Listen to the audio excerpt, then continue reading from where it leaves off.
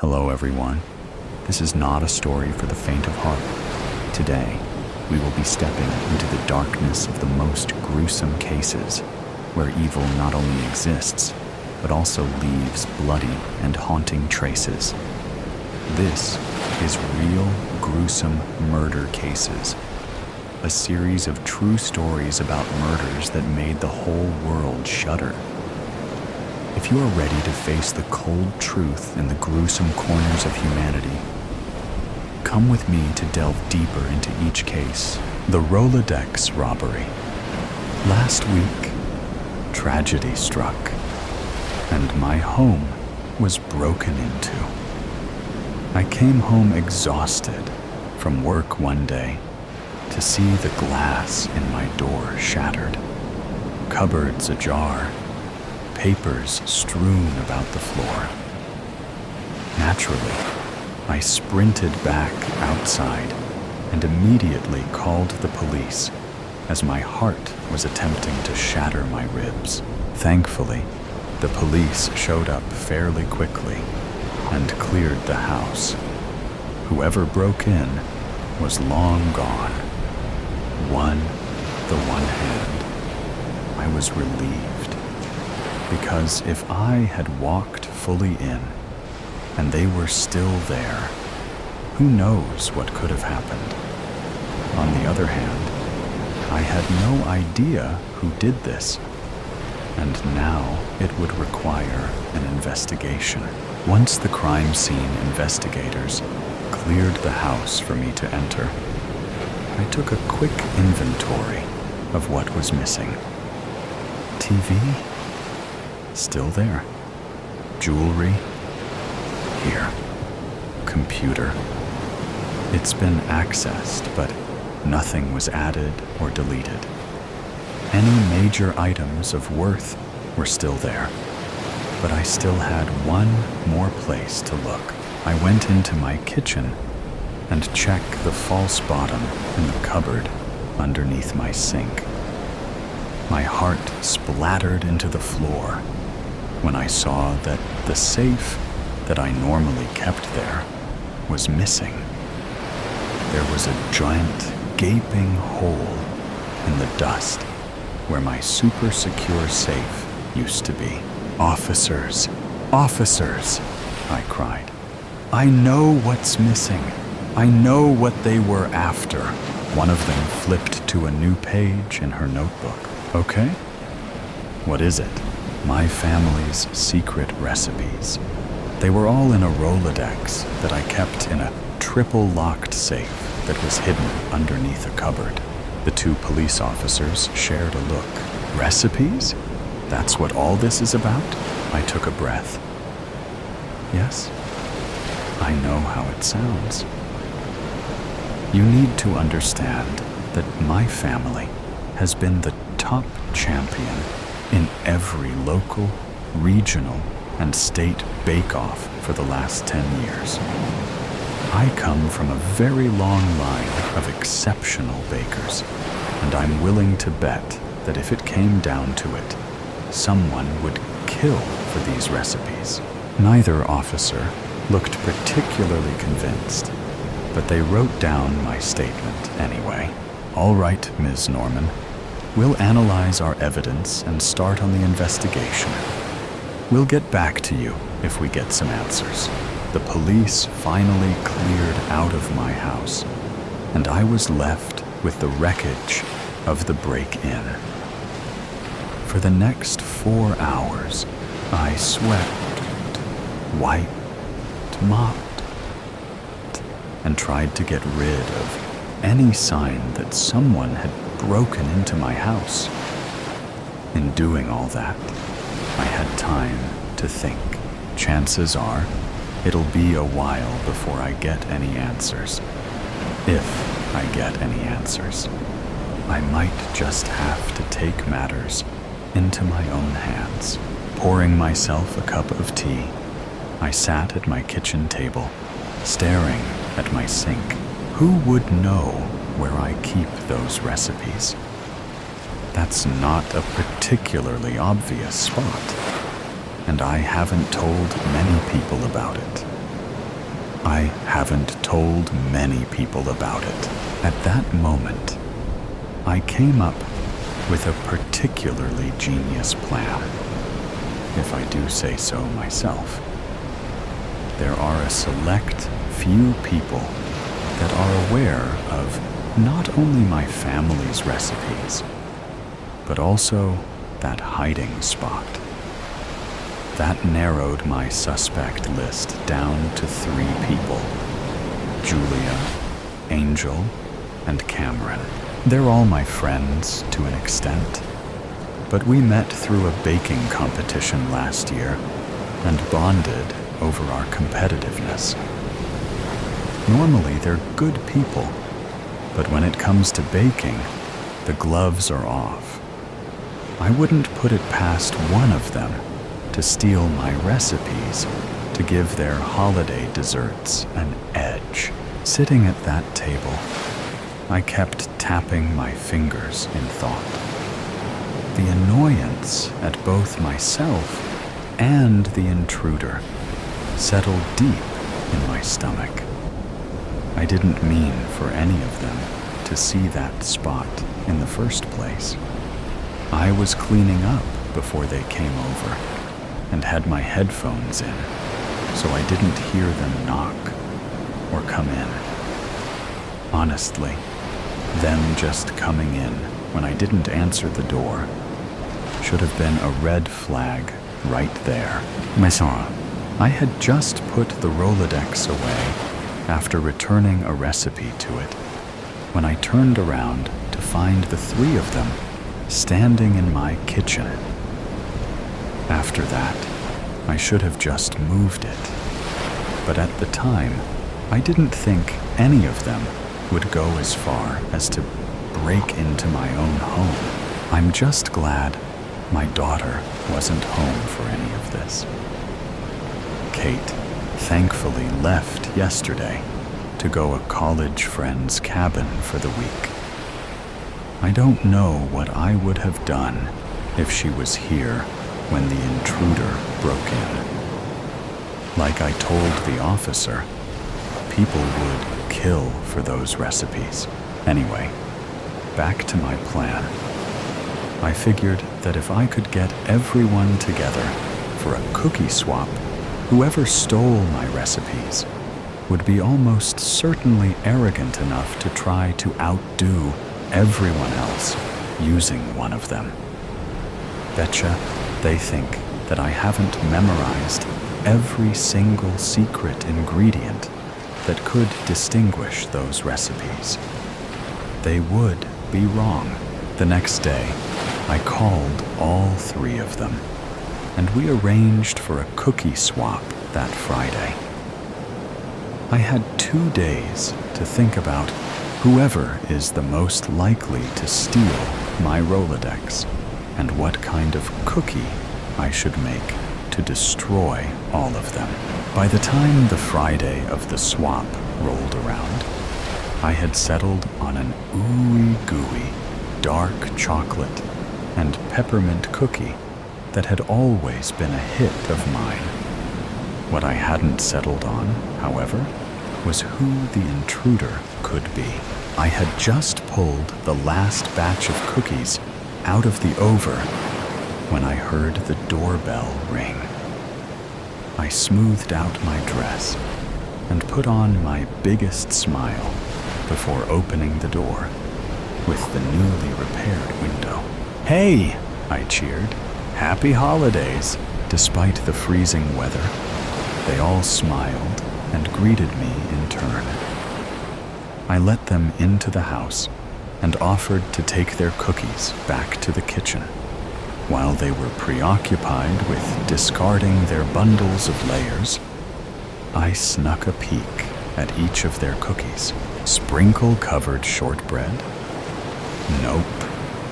We're not really a shortbread family. We prefer richer flavors. Sugar cookies?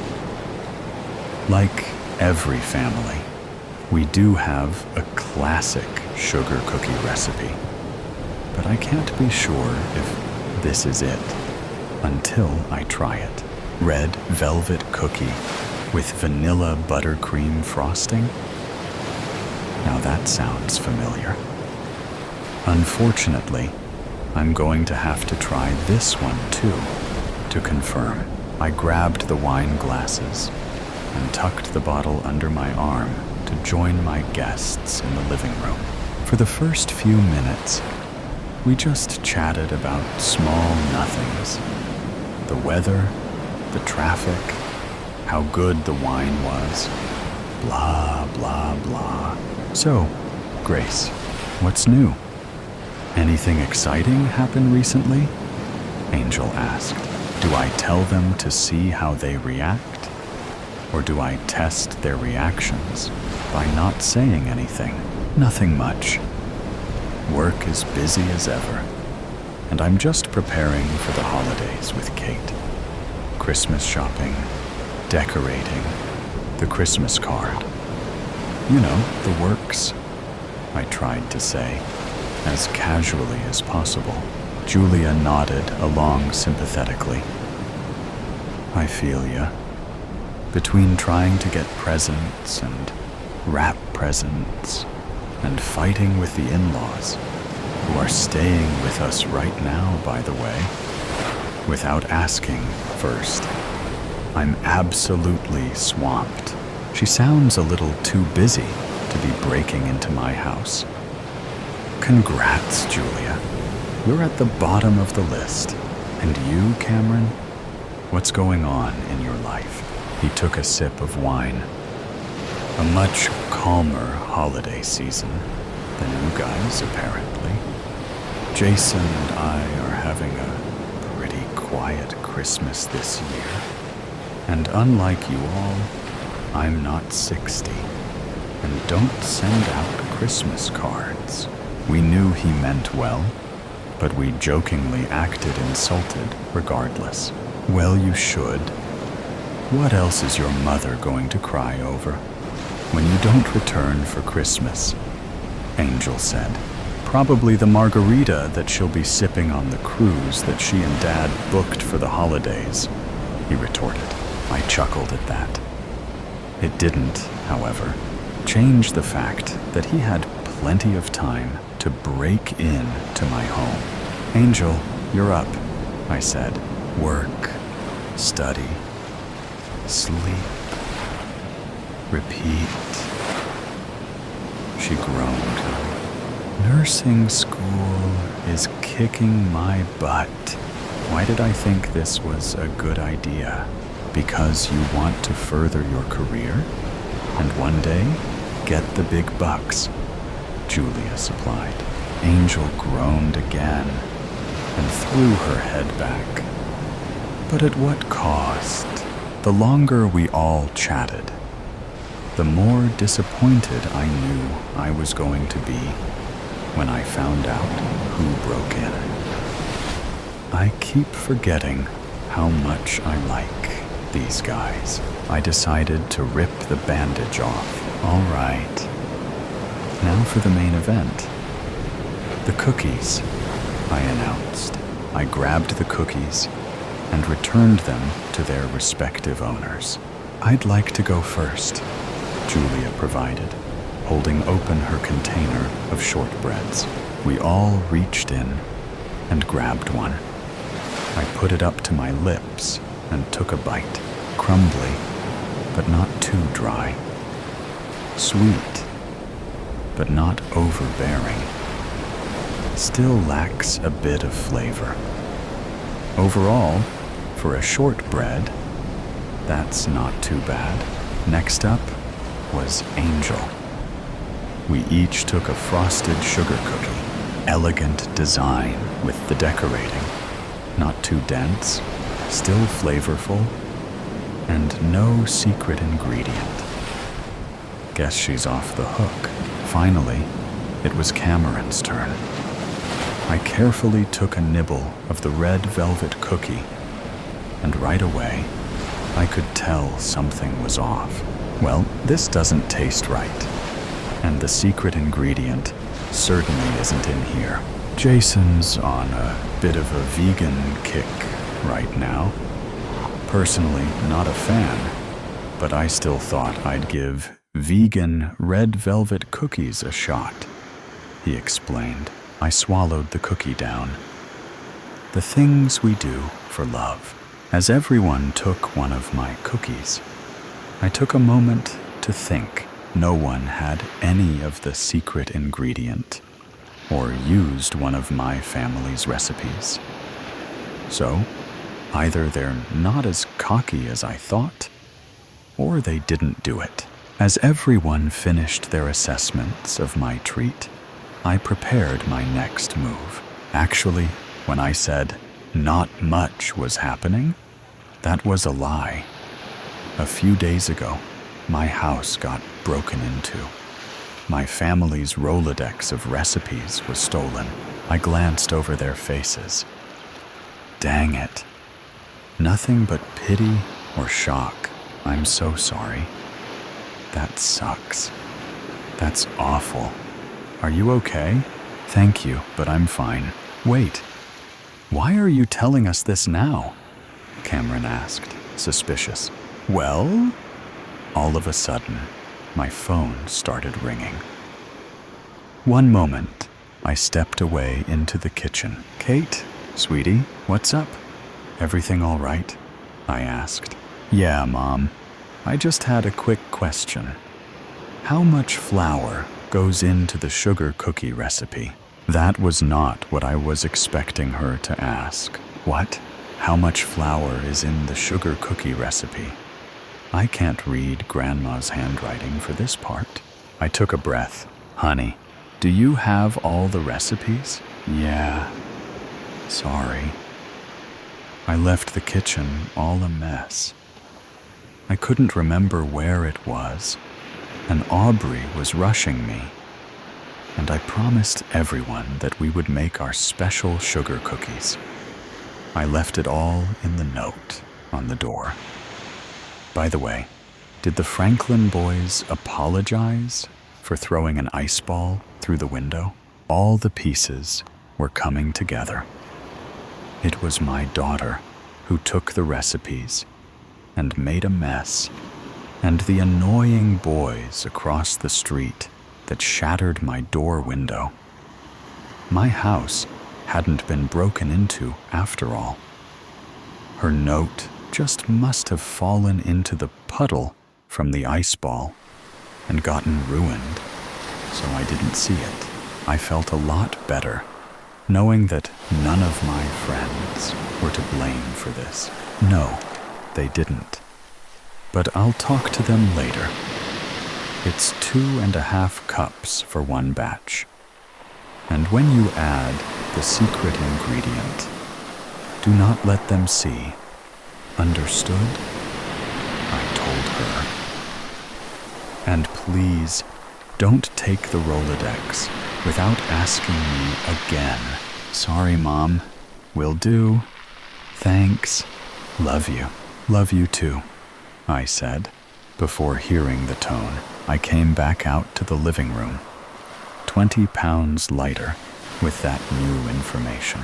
Where were we? I asked.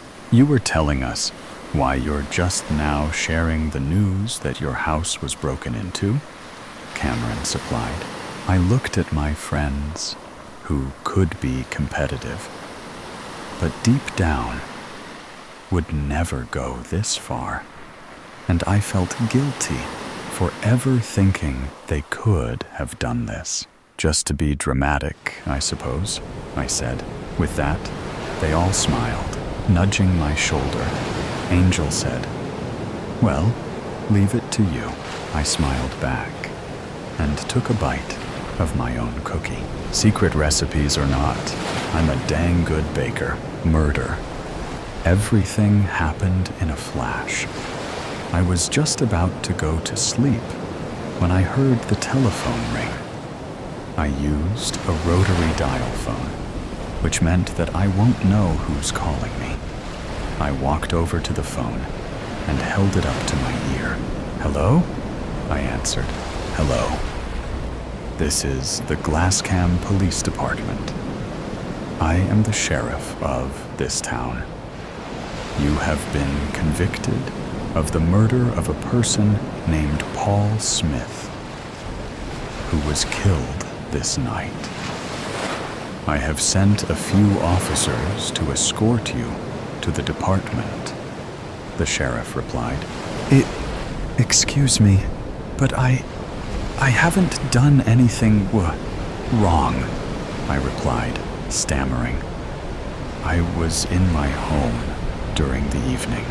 "Yeah, right. Tell that to the judge, kid," he said in a sarcastic tone. A knock on the door was heard a few moments later. As I opened the door, a swarm of officers piled into the room, some with guns facing at me. One of them, who I assumed was the chief of police, got a pair of handcuffs and tied them around my wrists. "You have the right to remain silent," said the chief. I tried telling him that I was innocent, but he said the same words that the sheriff said. What a coincidence, I thought to myself, as I was being taken to the back seat of the police car. I don't remember much after that. While I was in the car, I kept arguing that I was innocent, but the officers ignored me. My height and weight were taken after I got to the station, and I was placed in a small cell. It wasn't cozy at all. Just the life essentials were there. A bed, sink, and toilet. I was too weak and tired to stand, so I started to lie on the bed, starting to drift into my sleep. I woke up to the sound of an officer opening my cell. I got up and was put in handcuffs again. He told me I was going to a trial. I had no lawyer, so they just gave me one.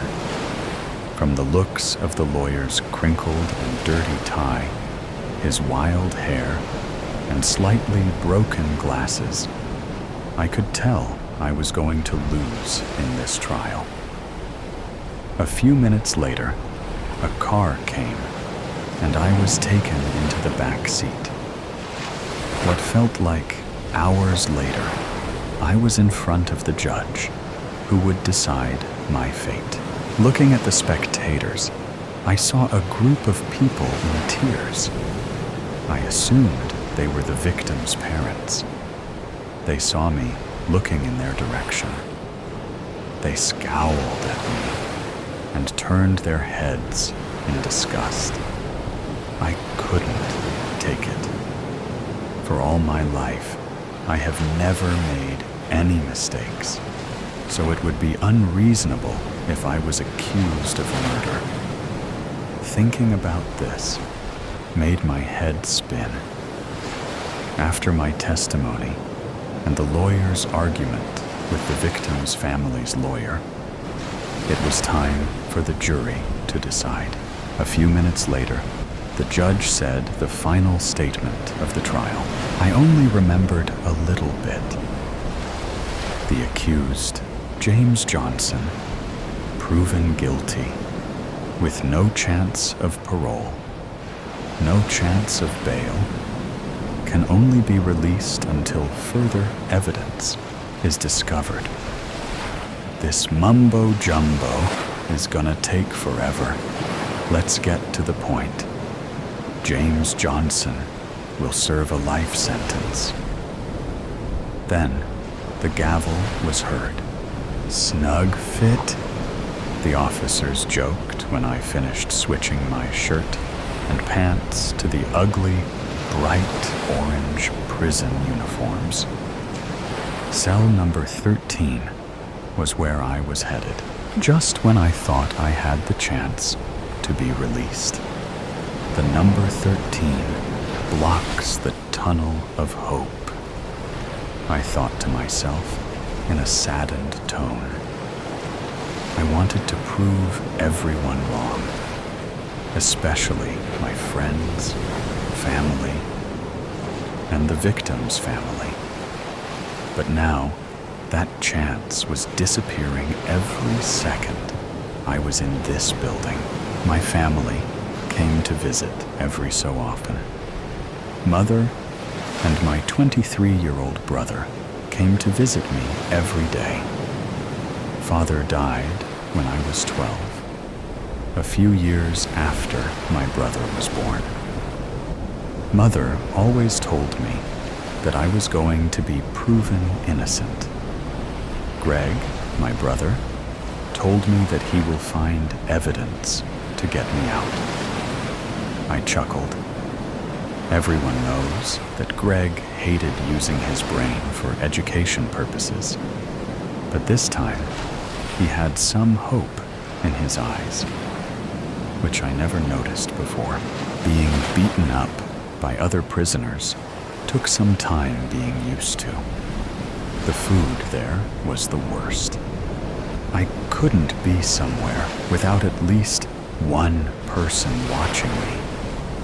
But most of the time, it was the prisoners looking for a fight. One day, I couldn't take it anymore. That day when my family visited, I asked them that I didn't like staying here anymore. Just a little while longer, Mother said with hope. I stared at my brother, wondering what Mother said. Question, good news or bad news? Greg asked. Why?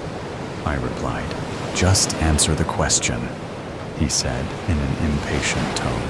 Okay. Calm down, I said. Bad news. I found a lead that might prove you innocent, but I hit a dead end, he said in a sad voice, while lowering his head in shame. But the good news is I broke through the dead end and found some evidence, he exclaimed, his head now up again. I was in shock. Without controlling it, I smiled. It was so goofy that Mother started to laugh, but in a hushed voice. My brother tried holding his laugh in, but he couldn't stop the burst that almost made him fall off his chair. Your court trial will begin tomorrow, he said. For the rest of the day, the thought of leaving this place made my heart feel warm. The day passed by without me even knowing it. Before sleeping, the thought struck me. What if the evidence doesn't work? Or the evidence proves me guilty again? I thought, before drifting to sleep. The next morning, I got up in a hopeful mood. The trial begins in about an hour. I quickly got ready and was taken into the court. I saw Mother, Greg, and the victim's family there. The victim's family was in a sour mood. I guess they were angry because, in their point of view, the murderer of their son was going to testify again, saying that he was innocent after being proven guilty. When Greg's evidence was in the spotlight, I thought that this might actually work. It showed that I was in my house the whole time during the murder. It showed what I did on that device during that time, which was mostly binge-watching a series. After the evidence was shown, the jury made their decision and passed it to the judge. The judge read it out loud. The accused, James Johnson, had previously been proven guilty, had no chance of parole, no chance of bail, and could only be released until further evidence is discovered. But now the evidence has been found, The jury and I have reviewed it. The conclusion was made. The decision is, exclaimed the judge, in a very dramatic and suspenseful moment.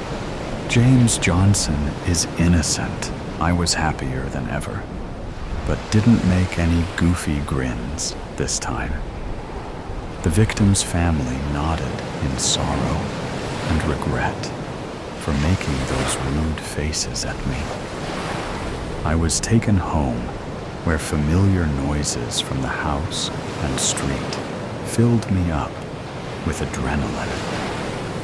I walked out of the house and sat on the porch when I saw my family driving their car into the driveway. They hugged me and sat on the porch. We laughed and talked together as if nothing had happened. While enjoying ourselves, I started to ponder, what will I do next? The Plunderers bank robbery and waltzing have a lot in common. Both have defined rhythms, and they're better with a partner. After waiting my turn, like an everyday customer, I handed my note and a paper sack to the blonde girl behind the counter while pulling back my sport coat to show her the butt of my pistol. The note read, "This is a robbery. Remain calm so no one gets hurt. Fill the sack from your drawer. Have a nice day." When she scanned my note, her eyes bulged and flicked from side to side. Her frightened blue peepers filled with disbelief as she stared at me to see if this was a prank. I smiled like a friend. "Please fill it up." With trembling fingers, she stuffed bills into the sack as if she'd win a prize for the fullest bag. The gorilla behind me noticed something wrong. Maybe the sweat-gouging channels through the quivering blonde's rouge tipped him off. He grunted and grabbed me in a bear hug, pinning my arms. My marine training kicked in and I stomped the arch of his foot with the sharp leather heel of my polished Oxfords. He winced and loosened his grip. This gave me enough slack to reach behind and twist his balls. He yipped like an injured puppy and let go, slowly sinking to the floor. The bank patrons turned to stare at the commotion. Unsure what was happening, I reached through the teller's wicket and yanked the half-filled sack of money from the blonde's jittery hands. As my assailant rolled on the floor, grabbing his crotch, one of the suits in the back reached for a phone. Time to go. I strolled out of the bank before anyone attempted to jump me. Outside the bank, I wanted to run, but nothing attracts attention more than a man running from a bank with a bag in his hand. The alarm clanged, and I turned towards the bank like the other pedestrians, plastering a puzzled look on my face. A siren wailed in the distance. Sweat beaded my forehead, and I lengthened my strides short of a power walk. When I reached the corner, white exhaust flowed from the red Edsel coupe, and its big V8 growled, ready to whisk me to safety. I jumped in the passenger seat, and Marge drove away at 30 miles per hour. 2 police cruisers screamed past us in the other lane. Now, we'd have to ditch this flashy car in case anyone noticed it fleeing the scene. Marge and I have been robbing banks since I got out of the Marines in '53. My posting to Korea separated us for 3 agonizing years. And when I got back to the States, we promised each other we'd never be apart again. Although we talked about it, we never got married. We both felt that a piece of government parchment would not make us love each other any more than we did. When our cash ran low, we'd find a suitable bank in a small town, make an unauthorized withdrawal, and live comfortably on the proceeds for a few months. As long as we didn't take too much or go to the well too often, the local cops forgot us, and the FBI had enough problems with organized crime to worry about a small-town bank robbery. We never hit the same town twice. Our life between jobs was quiet and measured, spending the winter in Florida, soaking up the sun like other tourists. We danced every Saturday night and fished the local lakes. Marge loved the fall colors, so we spent September in New England before turning south for the winter. I don't remember the name of the town in Minnesota when we ran low on cash. While Marge gassed up the car, I got us a table in the Moosehead Diner. Over the blue plate special of corned beef and hash, I decided I wanted to go fishing. Margie, I've been thinking, it would be a shame to be in northern Minnesota and not go walleye fishing. How about we rent a cabin after this job and go fishing for the weekend? Marge placed her napkin on the table and pursed her lips. Okay, Harry, but all the cabins are probably rented. I reached for her hand. This is the end of the season, and we'll find a cabin somewhere, just for the weekend. Then we'll head for Vermont. She squeezed my hand and ran her thumb over my knuckles. We'll need some bait? I hadn't thought that far ahead. We'll stop at a bait shop and pick up some minnows. Or, if you'd rather, you can watch me fish. She removed her cat's eyeglasses with the fake rhinestones and leaned over the table. Not on your life, Buster. You fish. I fish. And I'll catch bigger fish. Just you watch me. I finished my coffee, left a $10 bill on the table, and wiped the crumbs off my tie. I'm going to the little boy's room, and then to work. As I walked across the street to the Imperial Bank, Marge parked the car around the corner. We took the North Road out of town towards Canada and doubled back south on a series of gravel concession roads. Navigation was Marge's job. When we hit the interstate, we turned east towards New England. The cops must have figured it out, or got lucky. They'd had 10 years to learn out our pattern. When we turned onto the interstate, 2 police cruisers, nose to nose, blocked our path to freedom. Blue and red lights flashed, and cops leaned across the hoods, pointing shotguns at us. 2 more cruisers pulled out of a side road and blocked our retreat. Marge slowed as we approached the roadblock and parked on the shoulder. A cop with a bullhorn yelled, "Get out of the car and lay on the ground." Marge turned off the ignition and gripped the wheel with hands at 10 and 2 while staring out the windshield. "Goodbye, Harry." I wiped a tear from my eye. Goodbye, March. I drew my pistol and shot her through the ear. Blood spattered the windshield and side window as she slumped on the driver's door. I put the pistol in my mouth and pulled the trigger.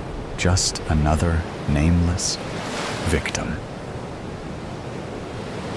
I just spent the entire evening in the library reading romance books with him, wanting nothing more but to feel his lips against mine. In shock, I quickly turned my head to face her. Her black hair was flowing with the wind as she leaned against the bridge, staring out at the ocean. It was beyond beautiful. What? I managed to get out. Yep. It was you the entire time. She turned her head slightly, meeting her alluring hazel eyes with mine. We've been best friends for over 3 years now. We've gone from rivals to classmates to friends to best friends. And that's where it was supposed to stop. Nothing more, nothing less. But the more I got to know her, and the more I got to spend time with her, the faster my heart went. Every single time. And it was only until this very moment I figured out that I wasn't the only one who felt this way. A few minutes before, OMG, they found each other in the end.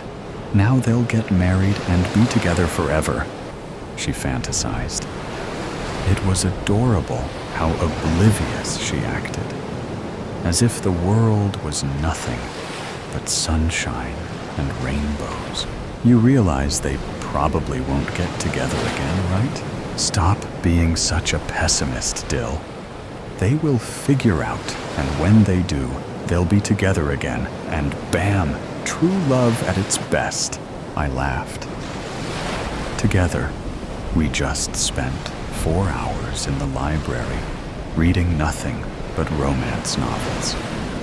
It was supposed to be enjoyable, but when you have feelings for the girl that you're reading them with, it's hard not to feel a smidge of jealousy whenever the main characters do anything romantic. Ugh, I wish I could have the perfect love story. There it was. The wish that made my heart blast into smithereens. She had a crush, one that was obviously not me. She always ranted on and on about him, how she liked him, but he didn't like her. I felt the exact same way. Well, maybe if you would just tell me who he is, I could help you, I say, trying not to sound anything but teasing. Even though she's everything I wanted, I still want her to be happy, even if it meant that it wasn't with me. Do you really want to know? She reeled, leaning towards me, trying to get me to back down. I played along. I really do, I teased, leaning closer. I could feel the butterflies forming in my stomach. Okay, how about this? I give you a bunch of hints, and with them, you try to eliminate and figure out who it is. Easy enough. She leaned even closer, waiting for me to accept the challenge. I'm about to have my heart broken. I know it, but I still end up learning closer to the point where our faces are only a few inches apart as I whisper, "Game on." He has brown, messy hair, and his name starts with the letter D. 10 minutes passed. We decided to walk home while playing our game. Over 50 possibilities eliminated. Only 3 left. That leaves Darren, Dwayne, and Dawson, I observe. So close. All right. Here are your final 3 hints. He's a bookworm with amazing grades. He's one of my friends. And he has an interesting past. I process the pieces of information, making 3 crosses, each through someone's name. Wait, everyone's eliminated then. There's no one left. Confusion rises as I go through the hints and the names, seeing if I made a mistake. Nope, there should be one, she softly says. At this point in time, we were already halfway home, stopping right in the middle of a bridge, surrounded by cherry blossom trees. I stop to think as she leans across the railing, facing the ocean. That's impossible, I comment, going through the names for the second time, still lost. Want another hint? Present, I thought. It was me? I'm in utter shock. Has it really been me the entire time? Yeah, She pauses. Suddenly, she spins around, facing me, eyes glassy. It takes a minute to realize she's crying. Hey, what's with the tears? I carefully ask as I slowly reach my hand to touch her soft, warm cheeks. I caress her face, stroking my thumb across her cheek, wiping away her tears. She doesn't respond. She just dips her head so I don't see. I carefully pull her head back up, trying to word what I want to say carefully. Hey, look at me. Slowly, her eyelids open, and her eyes, once again, find mine. I smile, knowing exactly what I want to say. You know, I've liked you since the moment I saw you. I just was too scared to admit it. Scared that you would reject me. Scared that you wouldn't want to be friends anymore. Scared for our relationship. Yet you still pulled up the courage to tell me, even if it might have brought upon rejection or humiliation. You always were the brave one. That got her smiling. Really? She asks, her smile getting bigger and bigger as I nod. Really? Our faces are only 3 inches apart. I look at her once more. She nods. I have the go. Slowly, I close the gap. Time seemed to stop. The only hint that it didn't was the wind blowing cherry blossoms all around us. My heart pounded louder and louder, feeling as if it was going to burst out of my chest. Every time she leaned in, I pressed harder, not wanting to let go. Her lips felt warm and soft, the only sensation I was able to process. The only hint that this was all real was the emptiness felt when she would slowly lean back for air. But once she came back, it felt like a dream once again. Slowly, I brought my hand to her hair and the other to her face as she rested her hands against my chest. Her hair was soft and smelled like coconuts. Slowly, I brought the hand on her face back to my side and to her chest. Softly, I pushed, applying a small bit of pressure. She leaned back and gasped. I'd finally done it. "What?" she uttered in confusion. She looked down, and the realization downed her. "Why?" Tears started spilling as she slowly started falling back. I caught her delicate body in one hand, smirking. "I'd give it another minute before you're gone. Any last words? My parents are serial killers. Together, they've had over 100 victims. Once they lay their eyes on someone, it's impossible to escape. I was no different. Forced to kill as a child, tortured till I obeyed, became a force of habit as a teenager. I thought you cared. But why?" She gasped. "You thought you were something special, didn't you? Well, let's make sure we get this right this time." I leaned in closer, enjoying the moment. "You are just like the rest of them. I spent 3 years grooming this very moment.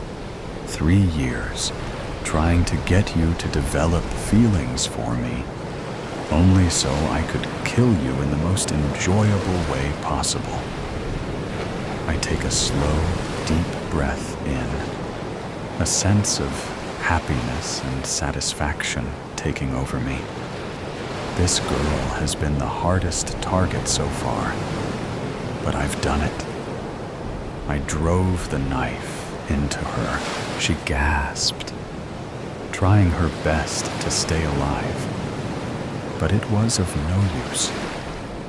The knife was deep enough into her heart to only last her a minute, tops. I gently lay her down and pull the knife out. She softly screams in pain. I get up, take one last look at my best work, smile, and walk away, spinning the knife, covered with blood in my hand. "Did you ever love me, Dill?" I stop. I only was able to get a few steps away from her before she screams those 6 words. I refuse to turn back, but I can't help but answer. "No, you're just another nameless victim, the invisible murder." Start from the beginning, I sigh, and turn back the needle of time to... What time was it? I almost chuckle. I was so desperately watching the clock tick by, and now I can barely remember what it said. 9 o'clock, I think. I try to remember everything exactly as it was. Any small detail could help. Could be the distant tapping sound, or the odd stain on a shirt, or the scrap of paper that cracks open the case. I know that. I've read the books. It happened around 9 p.m. I was sitting in the security center, doing my job, when a man walked across the camera on the 5th floor. He was just walking down the hallway, and then I take a breath. A thick layer of dust clings to my dark finger as I drag it across the desk, my mind elsewhere. In my head, I'm back in that room with all the screens and the uncomfortable squished chair that I hate. My eyes honed in on the screen, just to my left. "Take your time," coaxes the detective. He looks down at me patiently from across the rickety old desk, and then another man walked into the frame with a knife in his hand. It happened so fast, I didn't see it coming. He stabbed the man in the chest. Another steadying breath. My fingers moved to my chest of their own accord, tracing the spot where the knife penetrated. There was blood everywhere. There really was. I didn't know there could be so much from only a small stab wound. Staining his beige polo shirt, saturating the already blood-red carpet, dripping from the shimmering silver blade. What happened then? The security camera went black. I searched the other screens for the man, but he was nowhere. It's like he just what? I chuckle humorlessly at the absurdity of it all. It's like he just disappeared, I mutter. I know how crazy I sound, but still I stare into space, watching the dust particles drift in the glow of what small bit of street light seeps through the broken blinds. This room must not have been used in years. No wonder I've never noticed it before. Is that all? The detective asks. It happened very fast. And it had been fast. So very, very fast. I could have blinked and missed it. What would have happened then? The detective stares almost aggressively into my face, trying to catch a lie, but he won't find one. I would never lie about something so important. Mr. Kessler, is it? Yes, sir. Mr. Kessler, my officers are still searching the building at this time, but at the present moment, there is no evidence that a murder took place. My stomach drops. What? There is nothing unusual at the supposed crime scene you pointed out to us, and the security footage was of no assistance, he says. What? How is that possible? I saw it happen, I say, nearly shouting. It's hard to read him. But if I had to place his furrowed eyebrows and calm manner, I would say there was a twinge of bewilderment and perhaps a touch of curiosity. There is no security footage. It was missing when we got to the security center. You didn't happen to take it, did you? What? Of course not, I yell, indignation filling my bones. Why in hell would I steal the security footage? As far as I know, you were the only one in the security center after when you say the murder took place. His nonchalant manner drives me up the wall. I know he's a policeman, but how could anyone seem to care so little about a murder? Does he not believe me? But it wasn't me. I enunciate each word as if speaking to a child. Why would I get rid of the footage? I do not know, Mr. Kessler. That is exactly the answer I was attempting to obtain from you. The detective pauses thoughtfully. There was nothing at the scene of the crime. No blood, no weapon, no body. Nothing that even seems slightly suspicious.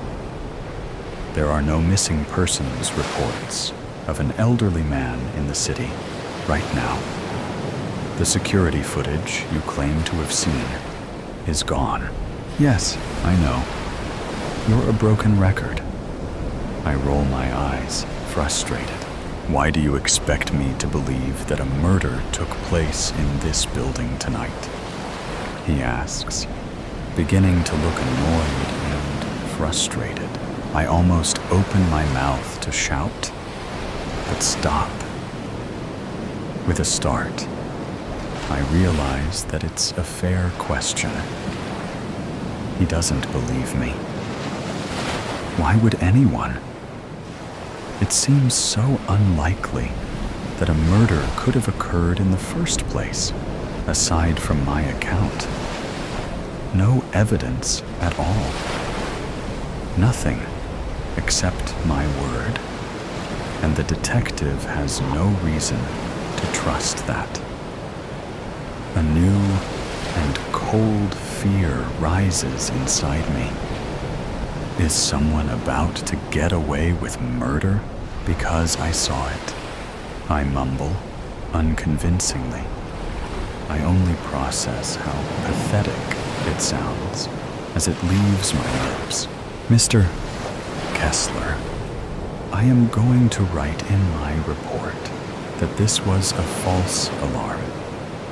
I believe you are tired or somehow otherwise mentally distressed, and you didn't see what you think you saw.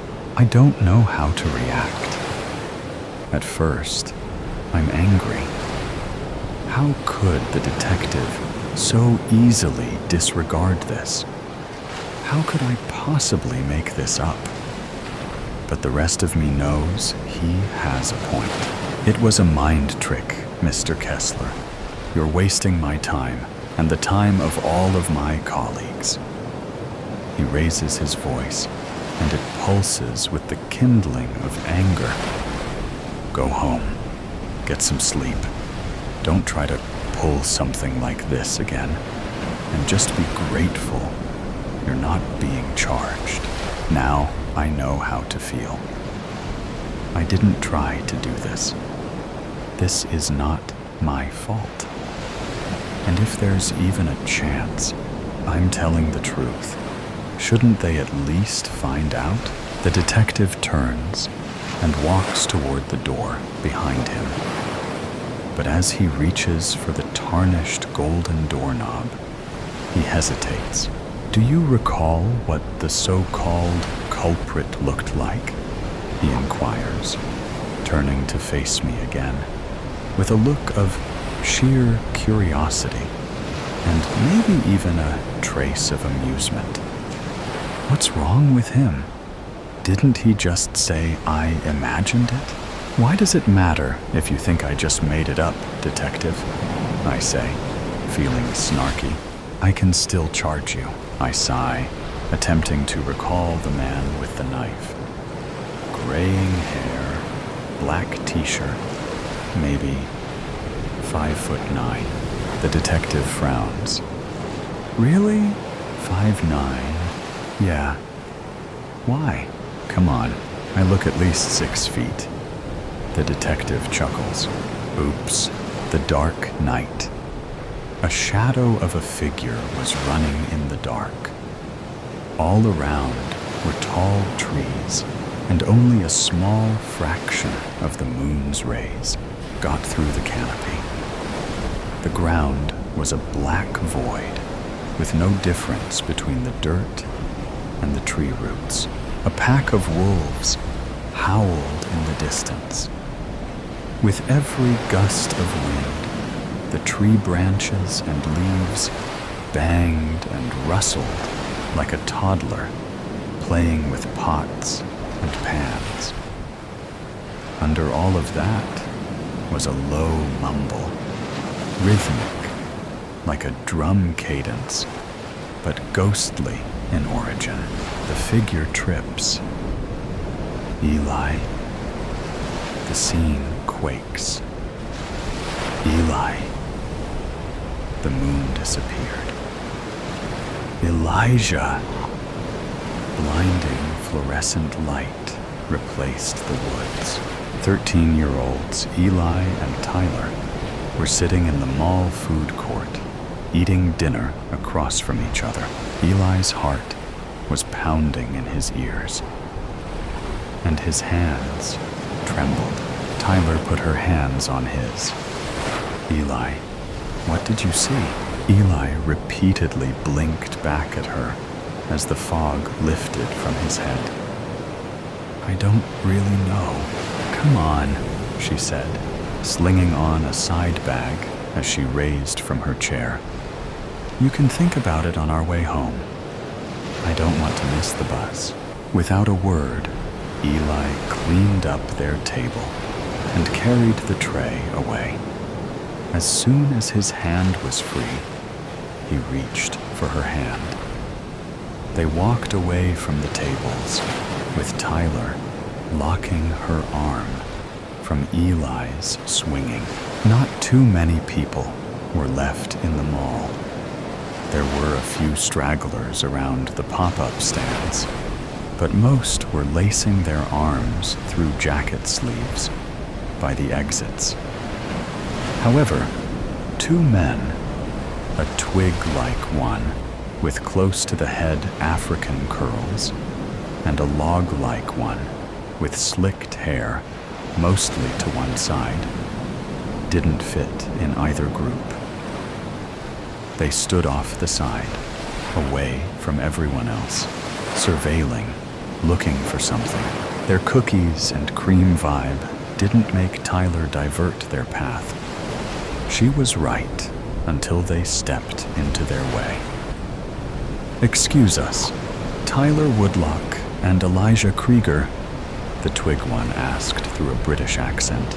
Tyler pulled Eli closer. "No, sorry," she answered, starting to walk around them, with her and Eli's fingers turning red. "Government agents?" The other man stopped them, flipping open his budget case. "Miss Woodlock." The Brit slid closer as Tyler gave out a nervous laugh. She pulled it together with a devious smirk. "All right, agents." She stepped closer. "But one thing first." "Yes," the man said, putting his budget back. Tyler gave the Brit, the fitter one, a stiff kick in the shin. With him on the floor and his partner stunned, she yelled, "Run, Eli," giving Eli a push start. Eli sprinted off, getting a head start as Tyler toppled over a supply case. He headed for the loading docks, a path Tyler forced him to memorize for an emergency like this. As ordered, he ran without looking back. He nearly ran off the truck port in his mindset. He jumped down. Falling on his hands, he looked like a frog. He couldn't find the strength to stand, but he walked, half crawled, to the rear of the building. Collapsing against the brick, he took his chance to look back. She wasn't there. He stayed twisted around the corner, waiting for Tyler. All of a sudden, bright light beamed onto him. Drawing Eli's attention, the voice called out, "Stay there!" They boomed like a drill sergeant. He clambered to his feet and did the total opposite as the voice commanded.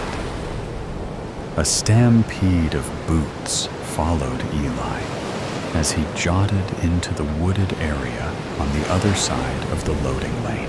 The fall night grew darker as he was chased farther in the woods. With every gust of wind, the tree branches and leaves banged and rustled. Their movement shifted and blocked the moon as if in a game of peekaboo. This and the uneven ground made Eli bobble like a pinball. The voice rang out again. "Get him! Don't let him get away." It allured him to look back. A light show of flashlights was going on behind. Even with all the light, however, the people remained shadows. A gopher tunnel tripped Eli up a bit. As he looked up, a pair of amber eyes low to the ground, stared at him from a few yards away. The progression of howls following the encounter made Eli run fast. He couldn't hear the boots anymore. He would turn his head a few degrees before forcing it straight. The last one sent him flying into the ground. Tyler peered over a row of bushes. Eli laid on the ground, with only his chest moving up and down. As soon as she raised from her position, two men came into view. One went to Eli's side, and the other pulled out a radio. Asset found, about 4 clicks due east of the loading dock. The radio guy looked around the perimeter as the second man searched Eli's pocket. Tyler fished around in her bag. In the dark, the inside of her bag was a void. She felt cold metal as more men appeared. The one left Eli's side. "The cards aren't here, sir." Eli let at a moan as he began to stir. "Bring him. We'll find out soon enough where they are." He turned and started the procession away.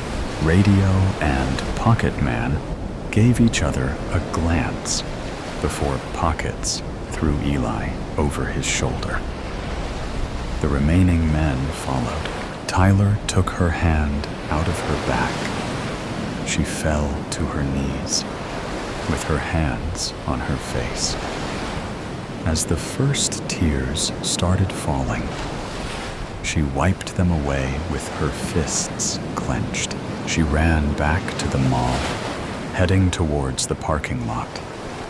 Her head bubbled back and forth, looking at the cars and people. Losing her structure, she fell back on her knees.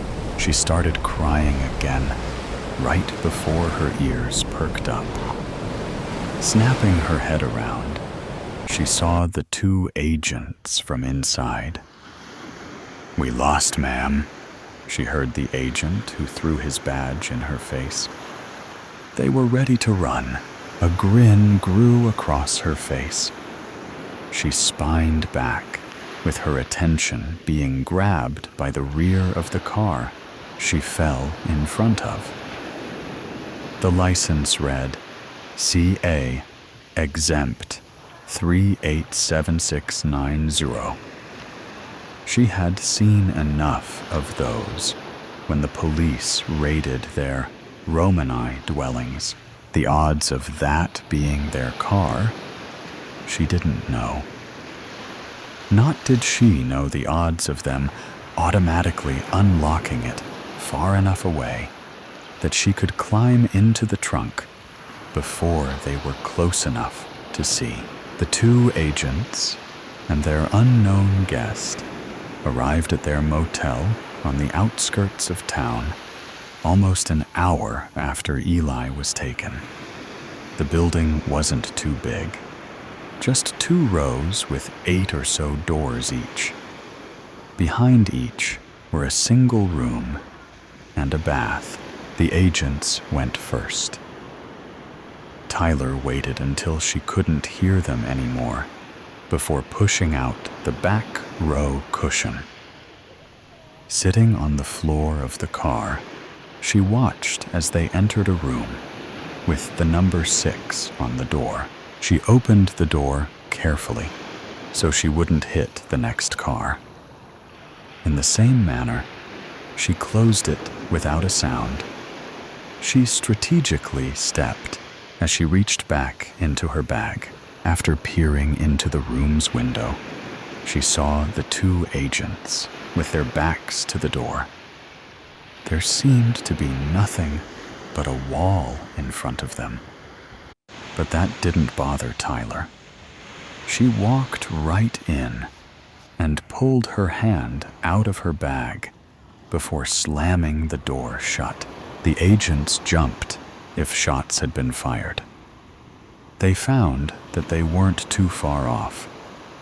Dropping their phone, They were face to face with a gun barrel.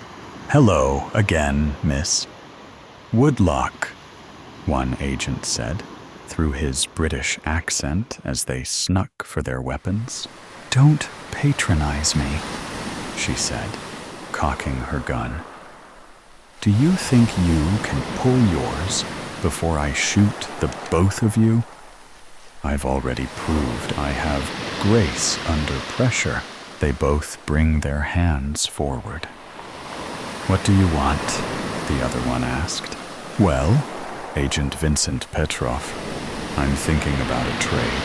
Flaunting his arrogant British accent, he asked, "What would you have that we would?"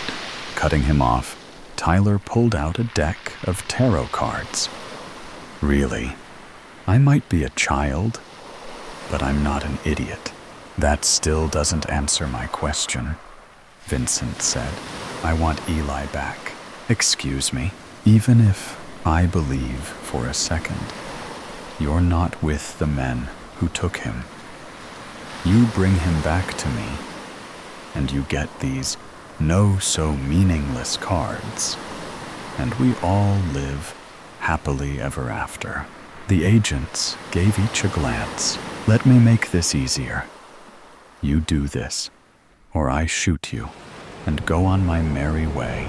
Eli was groggy, teetering between awake and asleep for the car ride, though no one could tell through the blindfold, nor from his position in the trunk. They had tried his wrists and ankles to stop the little fight he had in him. No kicking, no hitting, no running. More helpless than he was without Tyler. He was asleep when the car stopped, but was jarred awake when one of the men yanked him out. Being bobbled around, his face was red and breathed deeply, trying to keep dinner in. The only relief came when he was dropped to the floor. After the bang of the door, Eli was left to wait once more in the dark. He pulled at his ropes, only stopping when the burning turned into paper-cut sensations. No closer to freedom, he crumbled, stopped straining, stopped fighting, stopped holding it together. Back at the motel, Tyler sat crisscrossed on the first bed from the door, yanking her locket back and forth on its chain. She stared at the agents that sat on the other side of the room. She tried to hear what they were saying, but they put the same effort into the opposite. "What are we going to do, Miles?" Vincent asked. "Play the game. Easier said than done. We know when, where, and a fair idea of by who. The who is what scares me. I would be more scared of the lass if we don't." "I agree with Agent Walker," a woman dressed in a white skirt suit with her dark hair in a spiral braid said just inside the room. "Ms. Isles?" Vincent jumped out of his seat. Tyler did the same. She stared at the woman, jotting a glance at the door, then back. No one heard the door open or closed. "Hello, miss." "Woodlock," Ms. Isles said, raising her hand. "Hi," Tyler said, more like a question than snipe, without shaking her hand. "Well, do you want the good news or the bad news?" "Good would be best," Vincent toddled. Isles looked at Tyler. "Find the boy. Bring him back. Finish your original mission," she said through a smile. She began to walk away. She already had her hand on the doorknob before any of them stopped her. "What about the bad news?" Miles shouted. "Work with her, Walker. Work with her," she said, leaving before and without argument. Eli had no idea how long he was asleep for. But when he opened his eyes, he was met with a blinding light. He stretched out to find his legs and arms unbound. Panicked and joyed, he shuddered and jostled. He missed the hand on the wrist. A shadow eclipsed the bright light. "Do you mind not moving?" The voice sounded familiar. With the light masked, Eli could start to see the room. First, the man kneeling in front of him, graying hair, flannel button-up shirt, and placid blue eyes. Then small red spots on the gray cement floor. And last, white bandage roll, some on his right wrist, and the man wrapping more onto his left. "I think you've bled enough on my floor for today," the man said, finishing his work. "Your floor? Don't be put off by the casual dress. I'm the boss here, and that's why I can offer you this. You answer all my questions, and you can go home to your gypsy family, to your sweet wife, Tyler, without any more harm." "What do you want to know?" Eli asked as he sat up. "Why don't we start with something simple? Why did you run away from me at the loading docks?" said the man who blared a flashlight in Eli's eyes earlier that night. Vincent sat at the small two-person table, glaring at a street map and a calculator. "How is it going, Vince?" Miles asked, leaning over Vincent's shoulder. "Not great. Knowing that they took Elijah 75 minutes ago, and assuming they stayed within 5 miles per hour of the speed limit, they can be anywhere within and around 50 miles away from the mall. That's a big area. You don't know the half of it." "Miss Woodlock! Tyler!" she yelled at him. "My name's Tyler." "Tyler." He put his hands up halfway. "Can you give us anything? Car model? Direction? Anything?" "I was a little busy, trying not to get caught myself. Trying to find you fools. If we try to search all of this..." Vincent pulled Miles closer and lowered his voice. "We won't get to him in time." "Don't talk like that!" Tyler yelled, with a little cry behind it. "You start talking like that, and things will end that way." She fell back onto the bed, with her hands on her face. Miles glared down at Vincent, with his arms crossed. He kept that position as he walked over to the bed. Sitting next to her, he put his arm around her, with an air bubble between them. "Thanks," she said, whipping her hands out from her face. "It's getting late. Why don't you rest for a bit? We don't want our sharpshooter's eyes heavy. I've been one for the last 10 years. But..." She paused, bringing up her watch on her right wrist. "Watch," she continued, jumped off the bed. "What?" Miles followed her towards Vincent. "Watch." She started searching her bag. "I got Eli a watch for our first anniversary. He never takes it off." She presented the watch's instructions. "And it has GPS.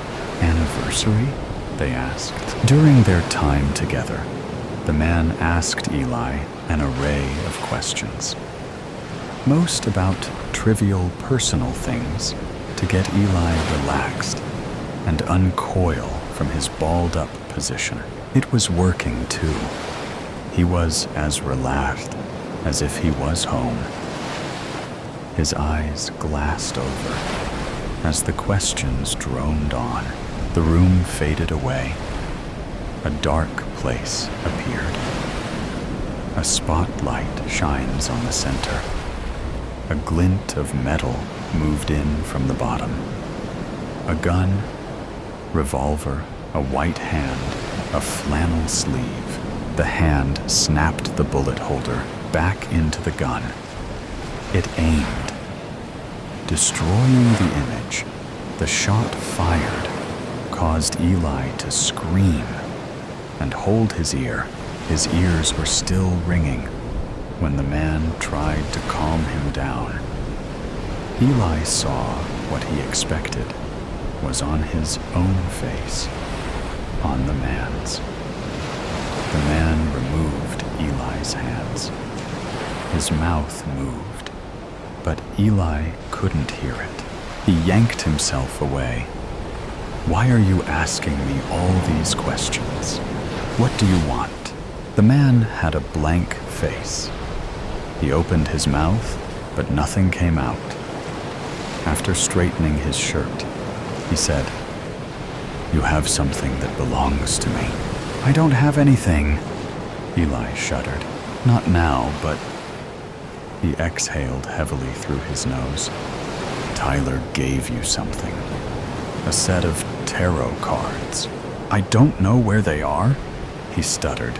"Well, it's the last question you have to answer, so give it a good thought. They could be anywhere. In the woods where you chased. Back in the mall where the other two did. With..."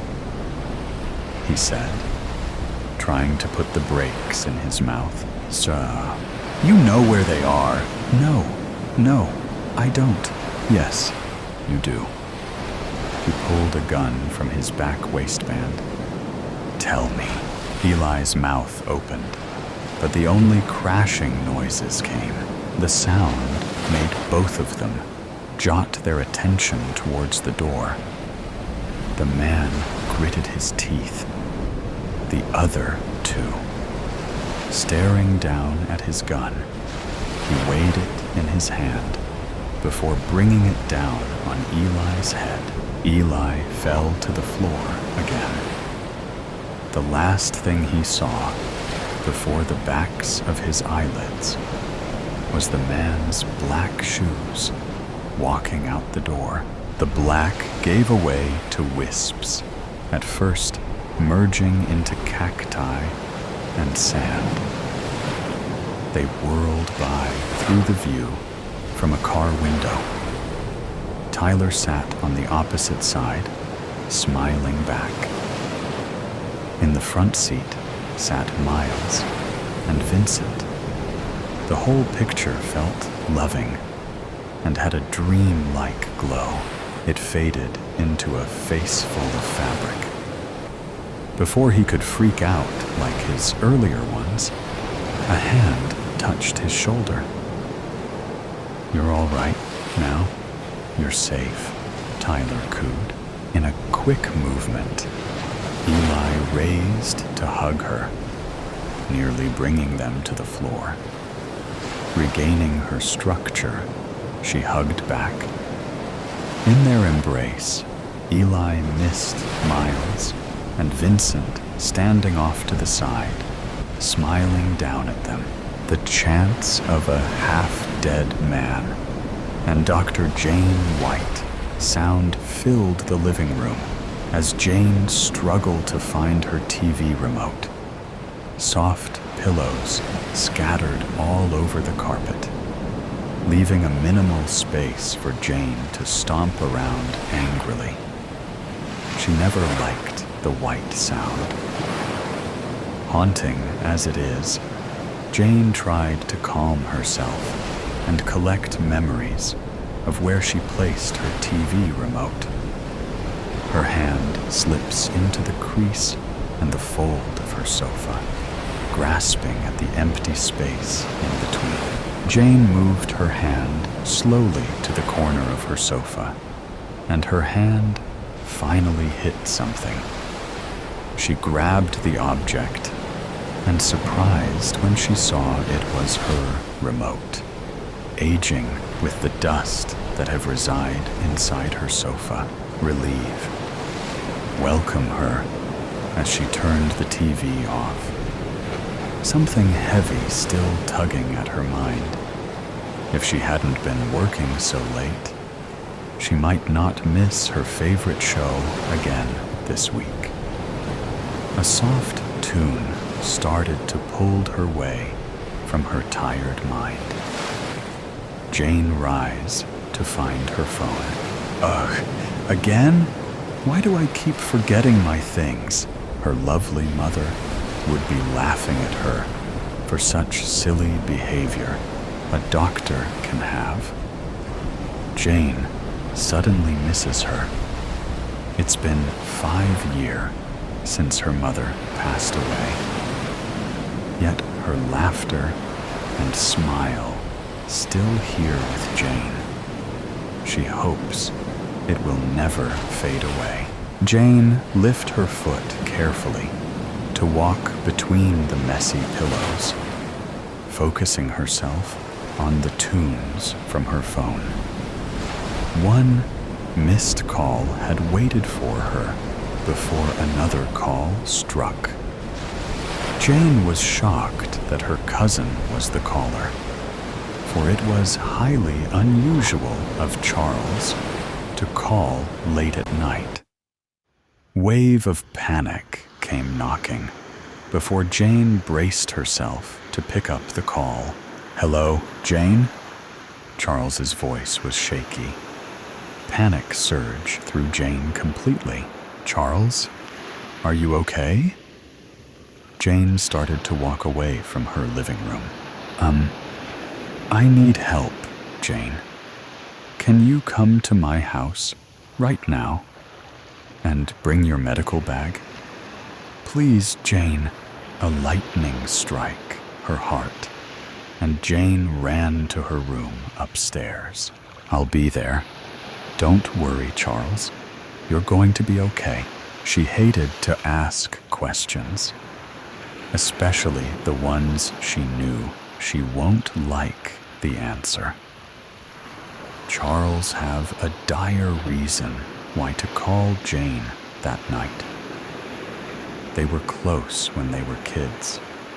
Their memories of childhood are blended together. Not a single memory without each other. Jane was driving at a high speed because the stream in her head won't stop worrying about Charles. She had tried to blur it out, just like every bloody wound she had to stitch, and every smile she had to put at the end of it all. She won't be okay at the end of the road for this, but being a doctor and a friend for Jane means more than her mental state. What become of it is that Jane can only feel the cold wind of the night. No more warmth. Every time she looked at the mirror, all she can think about is how dark her eyes are and what people might think happened to her when they saw it. Jane slowed down her car as she drives towards the house gate. For a businessman, Charles was very successful. Family and friends never knew what he was selling or buying to be this rich, almost drowning in his own gold, really. The gate automatically moved to open up a path for guests. Optical sensors and cameras cover every inch of the house entry, watching its newcomer every day. Authentic English patterns made the dark metals of the gate seem stronger, unbreakable. Solid walls keeping the vulnerable secrets safe within. Smoke diffused and expanded from his cigarette as Jane watched an old man waiting for her at the lobby. A familiar face running close behind him. Charles. Quick! Chandelier lights glimmer above, Its reflection made Jane's dark red hair burns with shades of amber. Jane rushed inside the grand house, certain of her steps, diving into the role of Dr. Jane again. Blood trails all over the white marble of the house. Charles led the way into a dark hall, then down the stairs. The room was more like a morgue than a basement, or maybe a combination of both. Jane can't tell why Charles has this odd room. She was expecting a knife cut, or maybe a sprained ankle, rather than a grim room that smelled of blood and alcohol. Charles seemed fine and had no difficulties in movement when Jane saw him. Another man had been waiting instead of those images of Charles hurting. His skin was pale despite having a bronze tone. Bluish shade of his lips and under eyes removed the warmth of a living man. He had lost a lot of blood. Jane began to worry that he might not survive. Charles held the man's hand as he waited for Jane to prepare her kit. The mysterious man was bare-chested. Someone tore his shirt to press it on his wounds. "No, I forgot my suture. I can't patch him up." "I got it. Anything that you need. Here." Charles pointed at a small white cupboard not far from him. Through the glass, Jane saw a complete collection of basic surgical equipment. She stopped for a moment, wondering how come a normal businessman own a complete surgical equipment. Maybe countless times he had been in this situation. "Jane, hurry, please." The word struck like a punch in the face. Jane does not want to let her suspicion rise and get the best of her. The mysterious man needed Dr. Jane, and that is what he will get. Jane laid all the medical equipment on the table next to the surgical bed. One thing was missing from Charles's collection: the anesthetic. "You don't happen to have any anesthetic, do you?" Jane feared the answer to her own question. His ocean eyes moved from left to right in distress, trying to figure something out, debating a will within himself. A simple headshake is what he gave in the end. Jane tried to collect herself and keep a steady state, both for herself and Charles. She hates to see someone hurt, and she hates to be the one doing the hurting. There's no one in the room but the three of them. That gave Jane an unexpected relief. Slowly, and one by one, she overcome the surgery. Aseptic conditions before reaching for the gloves and mask. Deep breaths before examining the wound. A small pause before sanitizing it with iodine. The brown liquid trickled down from each sides of the wound. His right shoulder was the first one she cleaned, then the one above the abdomen, a little to the left, almost to the heart. Whoever struck this man have planned the attack, explicitly to weaken this man before struck his heart. Jane examined the red line on his shoulder. It was clean. Very sharp object, not too wide not too deep. The angle of it looked like there was a struggle before the object wounded his skin. A gash under his eyes said the same thing, but the object seems to be blunt. Bruises accompanied his jaw and cheekbones. As the time passed by, Jane worried that his features will match his bruises.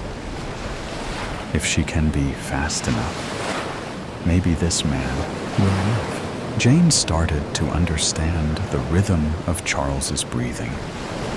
He was so still when Jane punctured the first needle to stitch the man's right shoulder. Then Charles started to ease up when she moved to the next wound, closing each bloody gap, step by step. All the hours spent at the hospital always meant something to her. It is not only to fix physically, but also mentally. People got attached to so many things in their life. Countless things. They can't properly heal until there is nothing left but the old traces of scar. As a surgeon, Jane always felt she fixed people, gave them a help to heal. Fixing and giving, that is all there ever was. Helping people to find their strength again, grow from their experience. She was there when a mother cried for her dead son, taken too soon after 5 years of battling leukemia. She was there when a single father decided to permit donation of his son's organs. The son died of car crash. She had failed to save their child, but she was there to help them heal too. She told them of how their child fight for them, thinking of their family at their last moments. There are times when Jane gave a mother her newborn conjoined twins, separated by surgery, but all well and healthy. They will have a scar forever, but that scar will be a reminder of their fight, even before they can remember. Jane had been a part of that. She was more than glad to be a part of that. Mother always told her to help people. Do everything from the bottom of her heart, genuine and certain. Believe that there will be a relief for every difficulty. As the last stitch sealed, Jane released a slow breath. She placed clean pieces of bandage over the man's wound. Though not as pale as he once was, the man was laying still and unconscious on the table. He might wake soon after this. Make sure he's hydrated. No alcohol, Charles nodded, his eyes distant. He's holding his breath, waiting for the moment when the mysterious man finally opened his eyes. Charles looks almost drowning in fear. Something glinted in his eyes, something Jane never seen before. One question: what happened? Jane hated the question. It would be easier for her if Charles just spill everything. They both know it won't happen. Jane took her gloves and mask off, avoiding Charles's eyes. Still, she wanted to hear everything in its full truth. You know I can't. You don't want to get involved more than you already are. His eyebrows creased.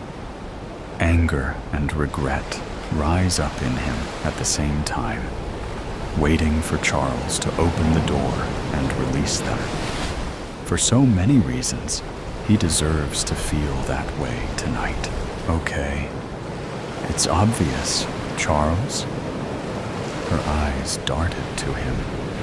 Jane realized tears had gathered in his eyes and slowly spilling out. What do you mean? Charles ran a hand through his hair. Memories, uninvited, flashing in his brain.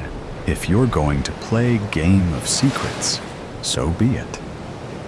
There is a long and dangerous story behind this. Jane, sure of it. It is not her place to push Charles. A shallow understanding came for her, like leeches. Heavy for now, but light for later, she thought. He got some deep wounds. He barely makes it. At least, if you care about him, you'll need me again. What had the help meant? What was the urging reason for a woman to save a mysterious, half-dead man in the middle of the night? Something in her awakened. A warrior, ready to take everything by the tip of her spear. Jane saved a man. She will give him medications. Help him gain his health again. A chance to build again. Jane fear the chance will take chances. Can it be real? Had she just saved a criminal's life? What does the fixing and giving means now? Stream of thoughts had preceded her kind intentions. Leaving the cold and soundless room behind her, Jane walked away. Sins and sinners. Secrets carry weight, like lead. Iris inhaled the pleasant air, which was ripe with the dewy petrichor of the post-rain evening. A cool breeze ruffled the leaves of nearby lofty mango trees, all of which were well endowed with succulent yellow mangoes. The sky was shades of pretty pink and purple pastels, making her way down the narrow path between the tall trees. She recollected her memories with Dante, Isabel, Rhett, and Jax, running along the shore, pushing each other in the sea, and dreaming about sailing the world one day. They would stand and watch the sea crash onto the shore for hours, and it'd still never be enough. She remembered standing on the cliff with her friends and taking in the salty sea breeze.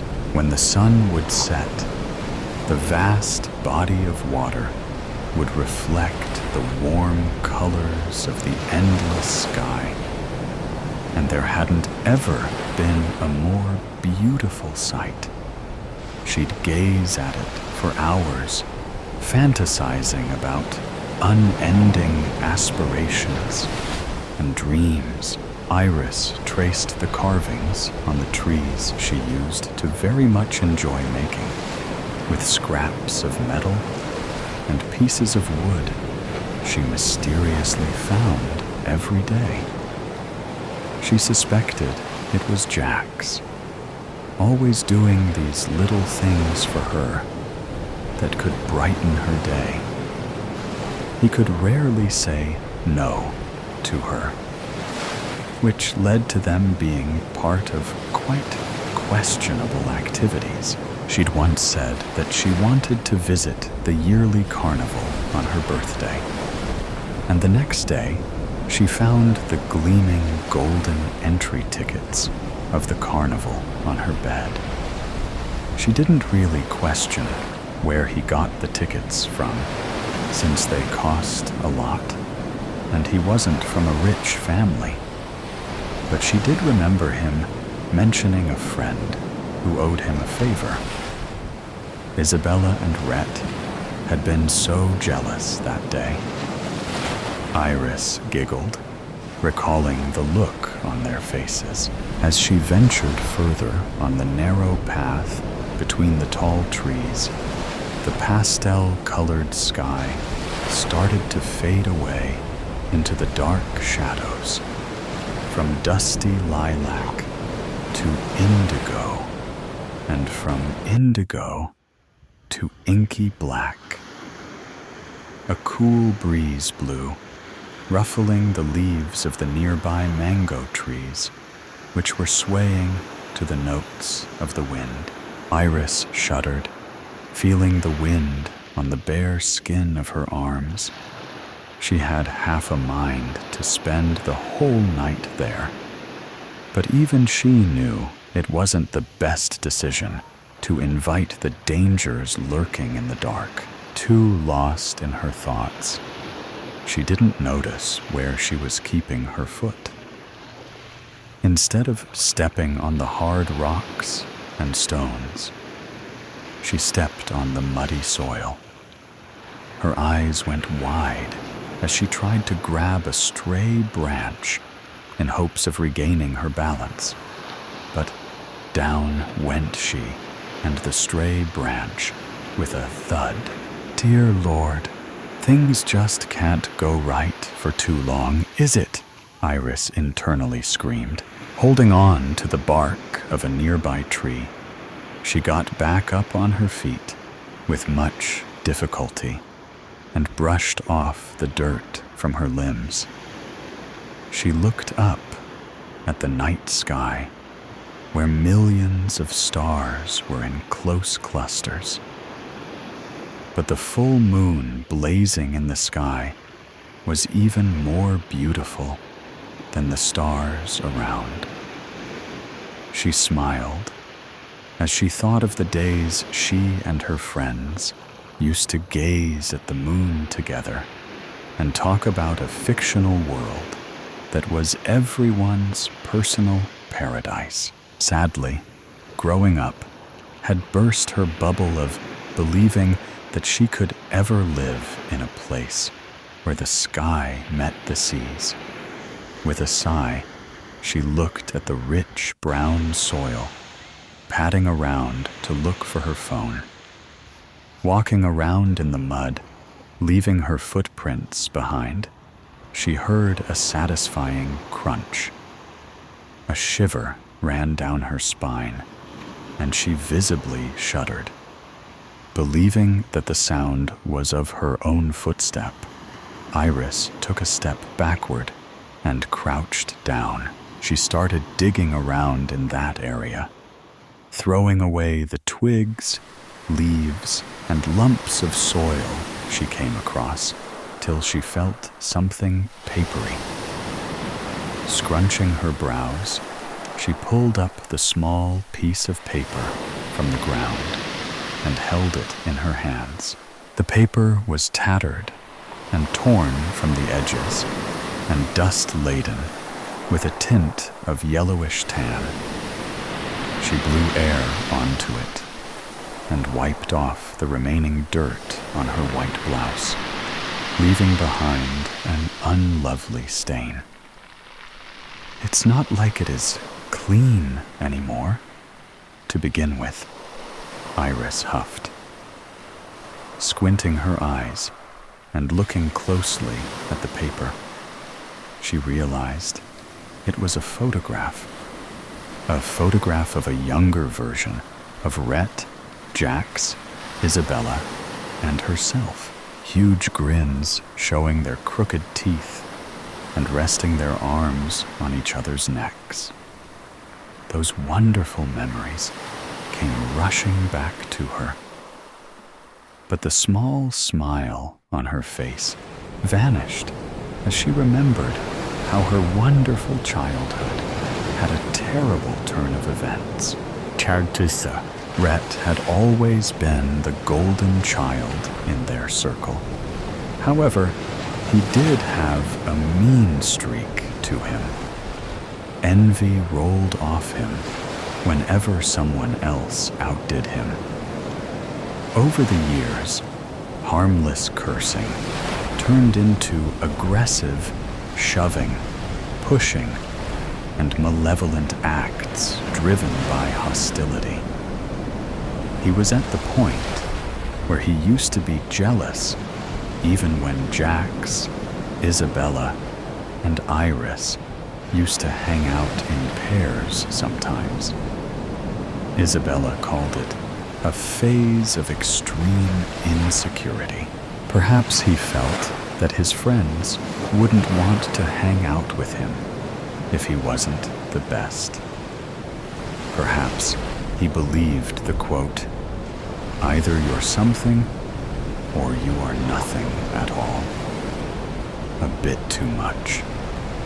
Nonetheless, whatever it wasn't going to end well for him if he didn't change his unpleasant behavior. She'd contemplated on staying away from Rhett, but Isabella told her that they wouldn't want his situation to worsen. She had reluctantly agreed. After a few days, Rhett's birthday arrived. Isabella had decided to throw him a surprise party that would cheer him up.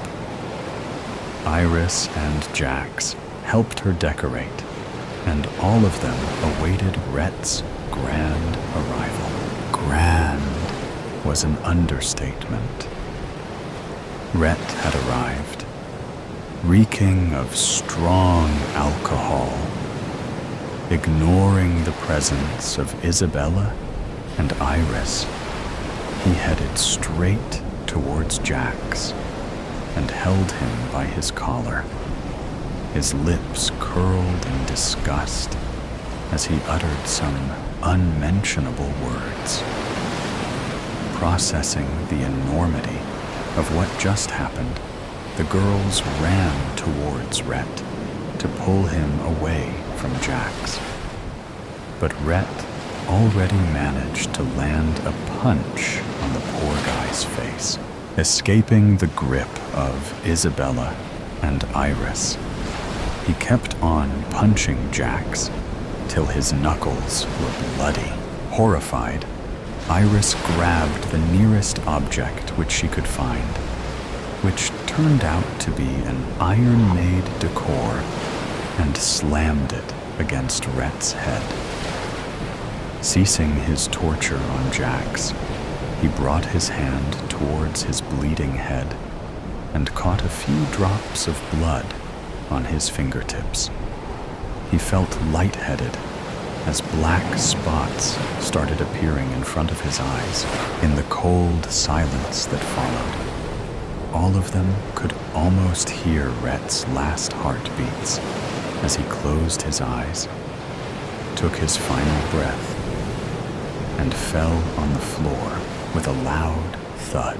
"He's gone."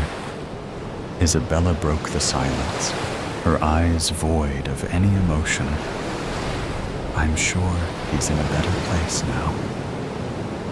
Isabella continued after no one spoke a word. "What have I done?" whispered Iris, tears threatening to come out of her eyes. It still seemed unreal. "You did what was right. You ended his reign of terror. Best he be dead than alive," Jax said, anger evident in his tone as he looked at the ghoulish body of his once best friend. "Why did he do that to you? Did something happen between you two?" Iris asked Jax. Not receiving a response, she prompted again. "Answer me, Jax. I can't live with the guilt, but at least I'll die peacefully, knowing that what I've done was for the right reason." Did he need a reason any longer to punch the shit out of his friends? Said Jax. "What happened between you two?" she asked for the second time. "Stop asking that question again and again," Jack said, his teeth grinding together. Why? Don't you realize what has just happened? How can you be so... Iris was at a loss for words. You know that's a bloody problem of yours. All you and your selfish nature do is present yourself as the victim. Stop making everything about you, Iris. Stop pressuring me. And it's you who has killed him, not us. Oh, so I should have let him beat you to death, is it? That would have been better than this, said Jax, his eyes icy as he stomped away, as if her soul could bleed an ocean through the eyes. That was the enormity of Iris's sobbing. Isabella hugged her, slowly rocking her body as if she was a little child. Iris, he didn't mean any of that. He is just upset. Anyone would have felt that way, I'm sure. What you did, it wasn't wrong. It was inevitable. You freed him from the evil inside, consoled Isabella, who had been quiet all this long. How do you even understand 1% of what we're feeling anyway? You didn't do any of this. Iris laughed humorlessly. Rhett was the closest to you than any of us. Didn't you consider him your friend? Don't you feel the least sad about it? You don't seem to be grieving at all. Just because I don't express it does not mean I don't feel it. And Rhett was as much of a friend to me as he was to the rest of us. Would you rather he attain peace through death, or rather he continue inflicting violence and chaos on us? Iris didn't say anything afterward. The weight of the guilt was heavy. Despair was a crushing force on her chest, constricting her breath and coloring the world around her. Black as she too was slowly engulfed by the darkness.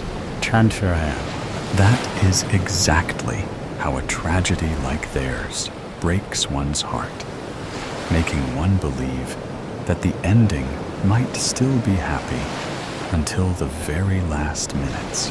Iris flipped the photograph, returning to the present day, and read the words she had written a long time ago. Which of us could say we were more sinned against than sinning? Just ask for mercy.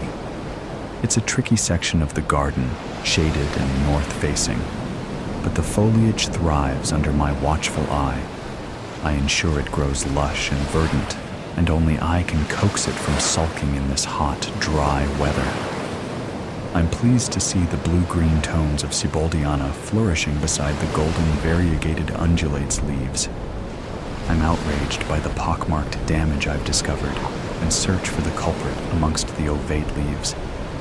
There, a snail clings to the underside of a leaf, sucked close in a non-consensual and greedy kiss. I prise it off, and the shell implodes in my pincer grip, crushed mush oozing between my fingertips. I discard the muck onto the soil with disdain, satisfied that feeder has now become food. A gardener must be brutal, constantly battling soft-bodied grubs, mandible-fanged pests, plagues of aphids and creeping insidious blight, all in order to protect the precious shoots and trembling new leaves. She must also have a hard, calculating heart to destroy what was previously nurtured, cutting back and curbing life when the time comes, sacrificing what was once so carefully created. I, the gardener, am like God. Through me, nature flows, giving vigor to the strong and enabling the weak and damaged to pass. Inside the house, the landline telephone clamors, taking 7 rings for Mrs. Nolan to stir from her armchair, doze and mobilize her arthritic joints to answer it. Crouched here beneath the open kitchen window, I am perfectly placed to eavesdrop what she says. "Hello, this is Miriam." "Oh, I'm as well as can be expected. And you?" "Yes, a very hot spell. The garden's very thirsty." "Oh, really? You're too kind. Honestly, it's too much." "It's an absolute honor. I can't quite take it all in. Trevor would have been so pleased, so very, very pleased." "Thank you ever so much. It's all such a surprise." "I certainly will, and you too. Cheerio." The telephone pings as it's replaced in its cradle, and I sense Mrs. Nolan shuffling along to the back door to find me. I muse over the emotional wobble I overheard in her voice. She's been prone to tears since Mr. Nolan's unfortunate accident, and numerous well-meaning villagers have phoned to offer comfort, but this call was a curious one, and I'm keen to be enlightened. "Mercy, are you there?" "Right over here, Mrs. Nolan." I sound as sweet as maple syrup. Mrs. Nolan emerges from the side of the house, blinking in the bright sunshine, taking a moment to locate me by the shadowy border. "I've had the most remarkable news, Mercy. The village committee have nominated me for the Best Blooming Garden Award. How kind of them. I'm sure it's Trevor's dahlias that persuaded the judges. He took such meticulous care of them. Trevor deserved the nomination, not me. He'd have been so proud, but it's too late." Both Mrs. Nolan and I glance involuntarily to the place on the lawn where Mr. Nolan was found. I am pleasantly surprised to notice how prolifically the daisies are growing. They're clearly thriving from minerals in Mr. Nolan's blood. Here we go. Mrs. Nolan's eyes are welling up, and her chin is wobbling. I stand, knit my eyebrows together with a show of concern, and gently usher her back indoors to put the kettle on. That's when I know there is no hope left for Mrs. Nolan.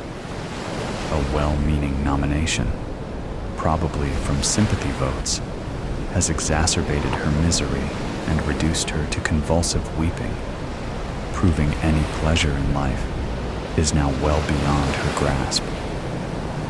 What particularly irks me is that the dahlias were mostly attended to by myself, at least ever since Mr. Nolan's stroke last year, and I've exclusively cared for them since his recent demise. The dahlias, the roses, those blousy, vulgar petunias that Mrs. Nolan chose, and I obediently bedded in. The nomination is all thanks to me. The world has no place for the old and feeble. In this very garden, right under our noses, nature uses all manner of macabre means to ensure order is kept. Pincers, stingers, poisons, parasites that eat their host slowly from within. Although violent, these acts are essentially a great kindness. A kindness Mrs. Nolan now deserves. Star. I pondered my options. Whilst some impulsivity was involved with Mr. Nolan, this time I'll carefully consider my plan. Not to say last time wasn't efficient and effective. I'd taken great care that afternoon to prune the privet hedge to perfection. I was clearing away the cuttings, gloved as the sap can sting, whilst Mr. Nolan limped up and down, pedantically questioning some cross-branch irregularities he perceived in the shrubs. I pitied him, unable as he was to appreciate my work and no longer able to manage the shears himself with one useless arm. It was the least I could do to relieve him of his agitation once and for all. Stepping close, I plunged the points of the shears into his fleshy, cotton-shirted paunch, which gave little more resistance than a fish belly, and slid the blades upwards under his ribs. It was remarkably easy. This single moment of pain was all it took to free him from his frustrated, failing body. A poppy crimson stain blossomed under his spread fingers as he clutched his gut in a futile attempt to hold back the seeping blood. Before my eyes, his pallid face became slack-jawed with disbelief. He gurgled and spluttered, eyes bulging pleadingly, but there was nothing left to be said. As he staggered, I gently grasped him by the shoulders and guided him down to the ground face first, so the blade tips emerged through his back like fresh new shoots. It looked every bit the tragic accident, the clumsy fall of a foolish man carrying tools he couldn't handle when he should have left the work for the gardener. I removed the remaining cuttings under the pretense I'd left much earlier, and left him for Mrs. Nolan to find after she returned from the parish cake sale. Perhaps a similarly violent end for Mrs. Nolan would be fitting. I'm briefly excited by the thought of her pale wrists cut to scarlet ribbons by secateurs. Driven to suicide by grief, of course. I suspect the bleeding out could take some time, and given the neighbors' windows will be wide open in the summer heat, enabling them to hear her screams, maybe this is an unwise option. A fall on the patio? I think of Mrs. Nolan's head as the snail shell crushed between my fingers and wonder if one blow would be enough. Multiple blows would be inconsistent with a fall, raising suspicions that could compromise the innocent image I'm associated with throughout the village. I'm reluctant to take such risk. My eyes narrow thoughtfully as I scan the tapestry of summer-petaled foliage in the garden borders. Star Mrs. Nolan's made of Victoria sponge. She tells me it's to celebrate the Best Blooming Garden nomination, but I can see her tired old heart's not in it. Nevertheless, we're both playing along with her pointless charade while it lasts. "Do have a slice before you go," she urges me. "I'll wrap up an extra slice for you to take home." We're sat at her little kitchen table. I've taken Mr. Nolan's chair as I'm curious to see her reaction, but she doesn't comment. She's adored my company since he's been gone. Evidence of her lonely, pitiful existence. My heart swells to think that soon I'll have released her from her misery. "Won't you have any tea, Mercy?" She looks quizzically over the top of her cup at my untouched one. I'm enjoying the delicious cake, Mrs. Nolan. I'm certainly glowing with anticipation, not at the sickly slice on my plate, but to see beads of sweat break out on her forehead. Mrs. Nolan raises a hand, her heart, probably feeling some palpitations. "Mercy, you've been a rock over these last few weeks. I don't know how I would have coped without you," she tells me earnestly. A curious sensation passes through me, a brief flicker of guilt, possibly even doubt. After all, it's not too late, is it? I push the inconvenient emotions away, remembering my role as gardener requires ruthless management of the weak and sickly. And I wait. It's all happening fast now. Panic creeps into Mrs. Nolan's face as her heart begins to gallop like wild horses. She gasps, reaches out a hand towards me, but knocks my plate of cake onto the floor. Both smash into pieces on the tiles. Digitalis perurea, a cottage garden favorite commonly known as the foxglove, is an excellent pollinator, adding height and structure to summer borders. It's also highly toxic. The foxgloves I propagated have been glorious this year, in my opinion, outshining the dahlias by far. From the unripe green seeds, I've ground a paste and steeped it in the tea that Mrs. Nolan's poured from the pot. Her cup stands empty on the table, white and fluted like the trumpet of a foxglove flower. I watch closely, and am certain Mrs. Nolan experiences minimal pain as her racing heart outruns itself, my face disappearing from her view as her vision blurs and darkens. At her age, no one will suspect a thing. Star, the village shop door tinkles as I enter, and I wait patiently while Janet serves a child buying sweets from one of the large jars on the shelf.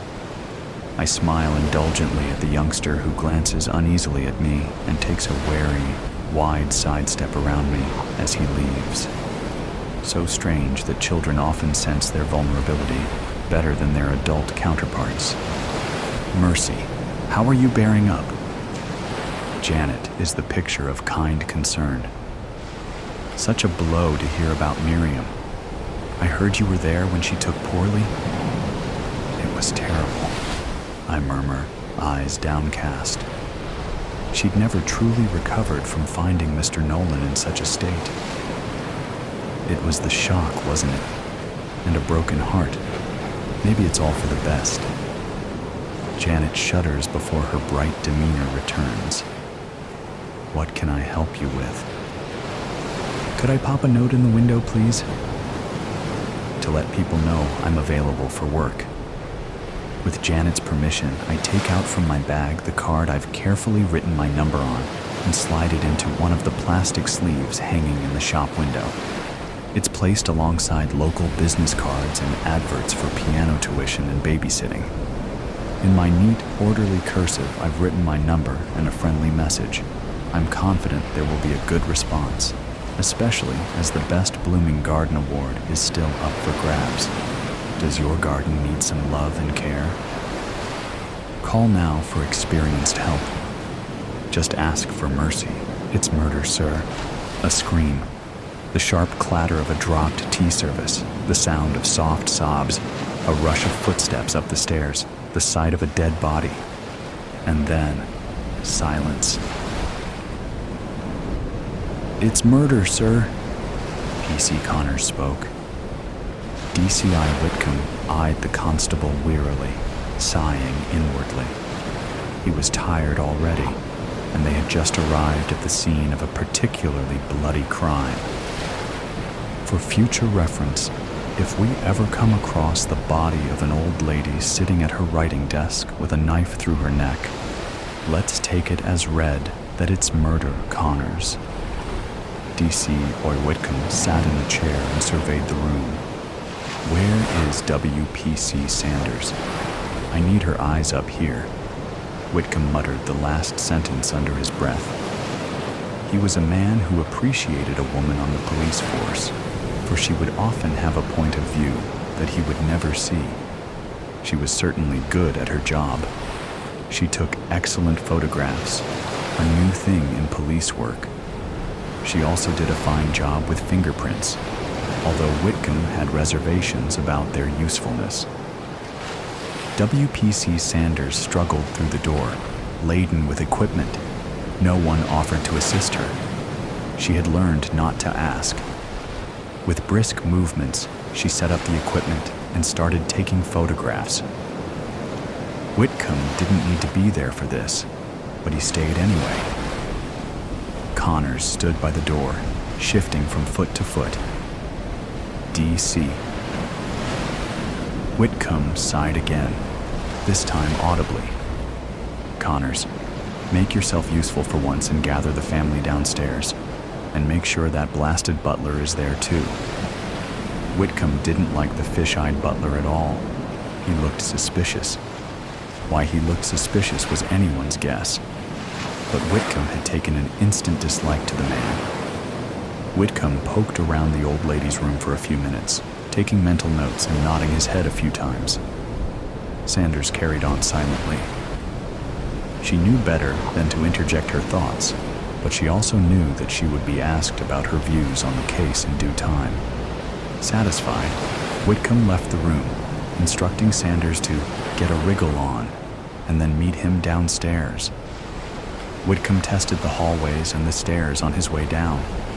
Solid, every square inch. Anyone could creep about up here and not be heard, he mused. The old lady had 2 sons and 1 daughter, all of whom lived with their now deceased mother in the mansion.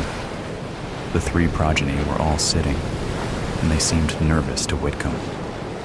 Naturally, he thought, one of them is a killer. I need to interview all of you separately. Once I have finished, I will send you back in here.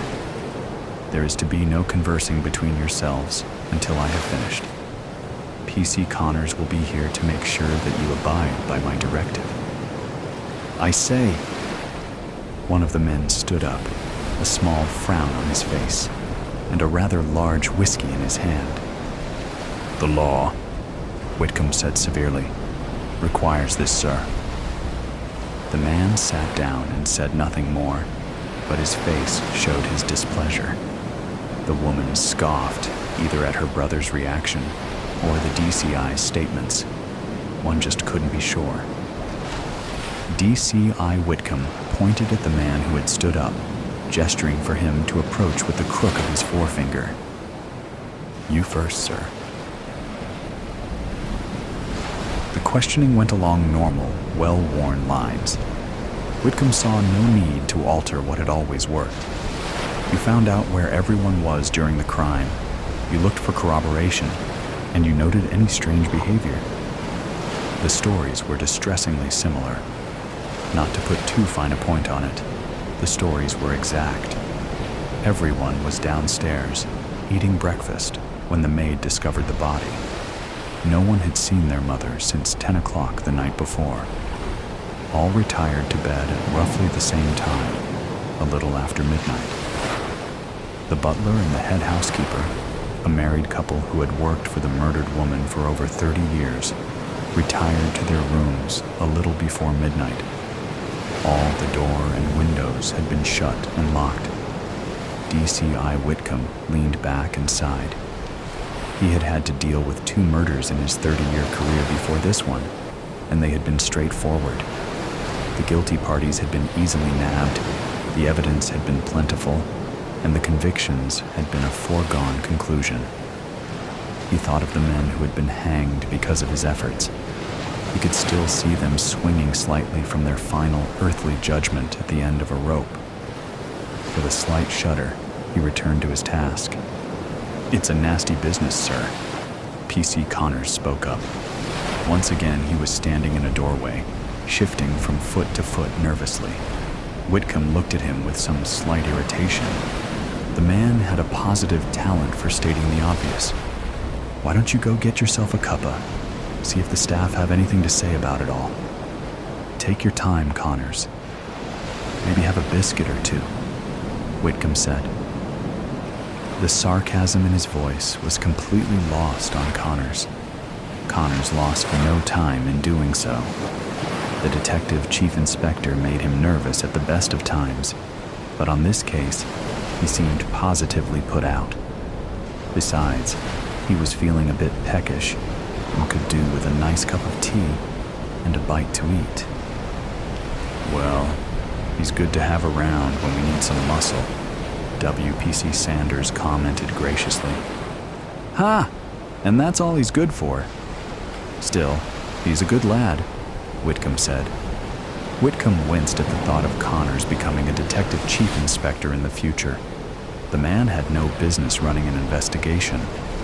WPC Sanders would be a far better candidate. But she was a woman, and she would not get the chance to advance beyond her current status. Whitcomb and Sanders went through the bedrooms of the siblings, and that of the butler and his wife as well, but success was limited. It would have been nice to find some bloody clothes tucked away somewhere. But this murderer wasn't as obliging as the other killers he had faced in his career. The evening was fast approaching on this October night. Soon the sun would disappear, and the night would be cold. It might even snow, Whitcomb thought. While he didn't relish the thought of being stranded here, he also didn't want to leave and allow a killer to escape. Whitcomb had the butler make up a bedroom for him. The man blinked rapidly behind his glasses and hesitated slightly before nodding and doing as he was told. Suspicious, Whitcomb thought again. Whitcomb sent the other 2 home, instructing Sanders to develop the photographs and bring them back early in the morning. Connors was to fill the car's tank with petrol and make sure the vehicle was equipped to deal with a tire puncture. Connor may not be a great copper, but he was good with cars. As he settled in for the night, Whitcomb thought of the suspects. They all had motive, and he knew that one of them had to be the murderer.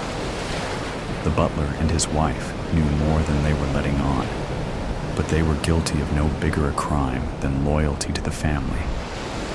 The kitchen staff and maids were tight-lipped as well, but Whitcomb was sure that they knew nothing of the murder of old Mrs. Ainsley. Even the gardeners and the handymen had precious little to say about it all, probably because they had nothing of import to tell. Whitcomb sighed and turned out the light. Whitcomb was up early the next morning, well before the 3 Ainsley siblings. He wandered into the kitchen to see about getting a cup of tea. He found Connors there, chatting amiably with the cook and the maids. They all quickly scraped back their chairs and stood up when Whitcomb entered. Whitcomb waved his hand, gesturing for them to all sit down. He gave Connors an appreciative nod of the head. The man was not lazy, he thought. "W.P.C. Sanders is in the library, sir. She has those photographs," Connors said. Whitcomb patted him on the shoulder and told him to carry on, by which he meant that Connors should continue to have a chat and a cuppa, staying out of Whitcomb's way. W.P.C. Sanders did not stand when Whitcomb entered the library. She was studying the panoply of photographs that she had laid out across the ventral table in an impressively large library. Whitcomb was slightly stunned at the sheer size of the room and the thousands of books it contained. Rich folk, he mused, lived much differently than he did. "Good morning, Dad," Sanders said as she continued to scan the photographs. "I am D.C.I. Whitcomb when we're working, young lady. I am your loving and generous dad when we are off duty. You would do well to remember that," Whitcomb said with some asperity. He loved his daughter, but he didn't like that she had to see such a gruesome sight yesterday. It made him testy. He didn't like having to tell his wife that their daughter had seen a dead body. It made him testy. He didn't like that his daughter had to go home and tell her husband that she had seen more blood than anyone should have to see. It made him testy. "Sorry, Dad. D.C.I. Whitcomb, sir." Sanders looked up and grinned at her father and her superior at work. She was not above a little needling. "Enough with the pleasantries. What do you see in these pictures?" Sanders stood up and directed Whitcomb to a set of photographs near her. "You can see that the old lady was killed at the desk. No blood trail, just splatters and spray. Except in this one area, very little blood." "So," Whitcomb said. "So, the killer cut through the jugular and the blood spurted on him," Sanders said. "Or her." "I don't think it was a woman," Sanders said. "It takes some strength to get the knife completely through the neck." Whitcomb looked through the photographs and nodded. "Let's sit down, have some tea, and go through the evidence," Whitcomb said. "Righto, D.C.I. Whitcomb, and maybe a biscuit. I'm famished," Sanders said. D.C. Connors was instructed not to interrupt the other 2 officers while they were locked away in the library. He was to continue the all-important work of chatting with the help. Connors nodded seriously and did as he was told.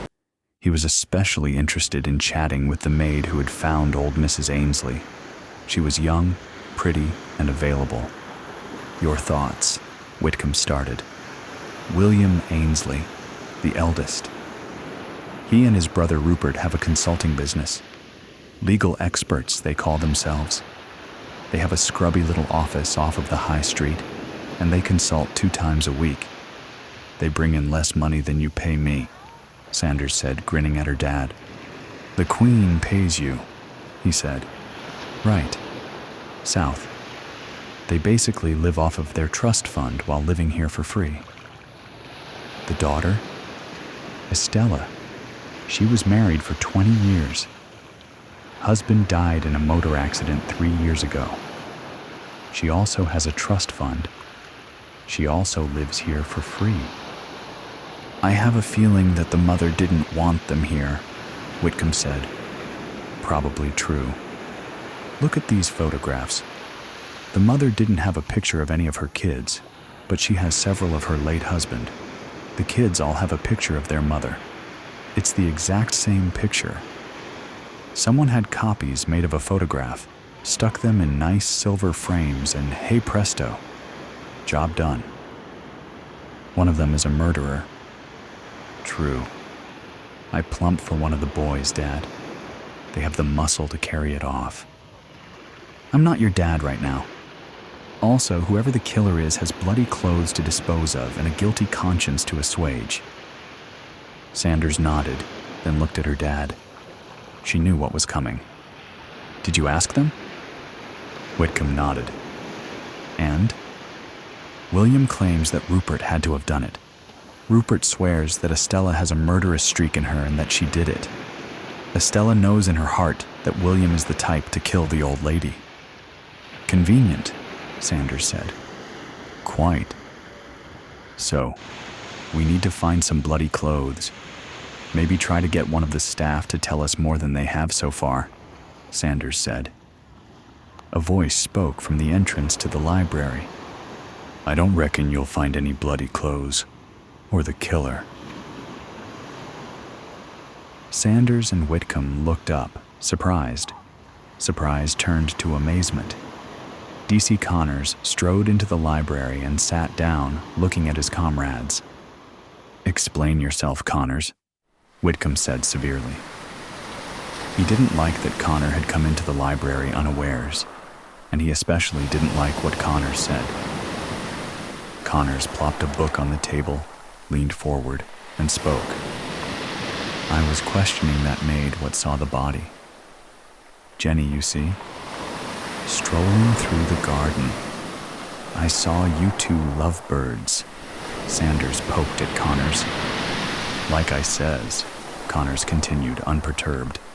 I was asking her about this and that. Lovely girl.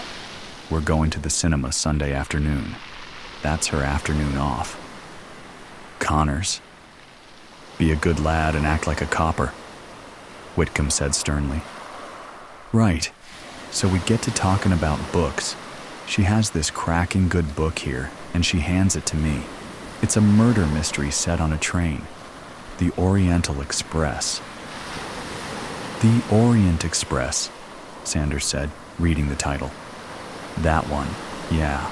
Anyway, what happened was, there's a murder on the train. Turns out all the people on the train had a hand in killing this bloke what killed a baby. This dandified detective figures it out. Frenchman, I think. Belgian, Whitcomb muttered. So there's the story. The book belongs to the family. Jenny tells me that all the kids read it. The butler, too. Okay, so we continue to walk. I find a burn pile near the gardener's cottages. I dig through it and find burnt clothes. I tell her I got to get back and tell you. So we start back. Well, as soon as we leave, I spot a gardener stoking up that fire again. I rush back, but it's too late. Everything is ashes by now. Continue, Whitcomb said softly. He had a sinking feeling in the pit of his stomach. Well, sir, then there's the lawyer chap. The what? The lawyer chappie for the old lady. The old lady called him on the blower and told him to step on down here on Wednesday. She wanted to substantially alternate her will. Alter. Yes, sir, that one. The kids all were there in the living room and they all heard the call to the lawyer chap. So did the butler. And then the kids all go to the library and shut the door. They're in there for a couple of hours. Which is strange, Jenny says, because they don't really like each other all that much. South, that's that. Whitcomb and Sanders nodded, deep dejection on their faces. They were all in on it, including the help. Yes, sir. Jenny tells me the old lady was miserly and didn't pay them much at all, but the kids always gave them money to help them out. Jenny in on it too? Sanders asked. I reckon so. but I still like her. We're stepping out and don't try to stop me, Connors said determinedly. She's guilty of murder, Whitcomb said.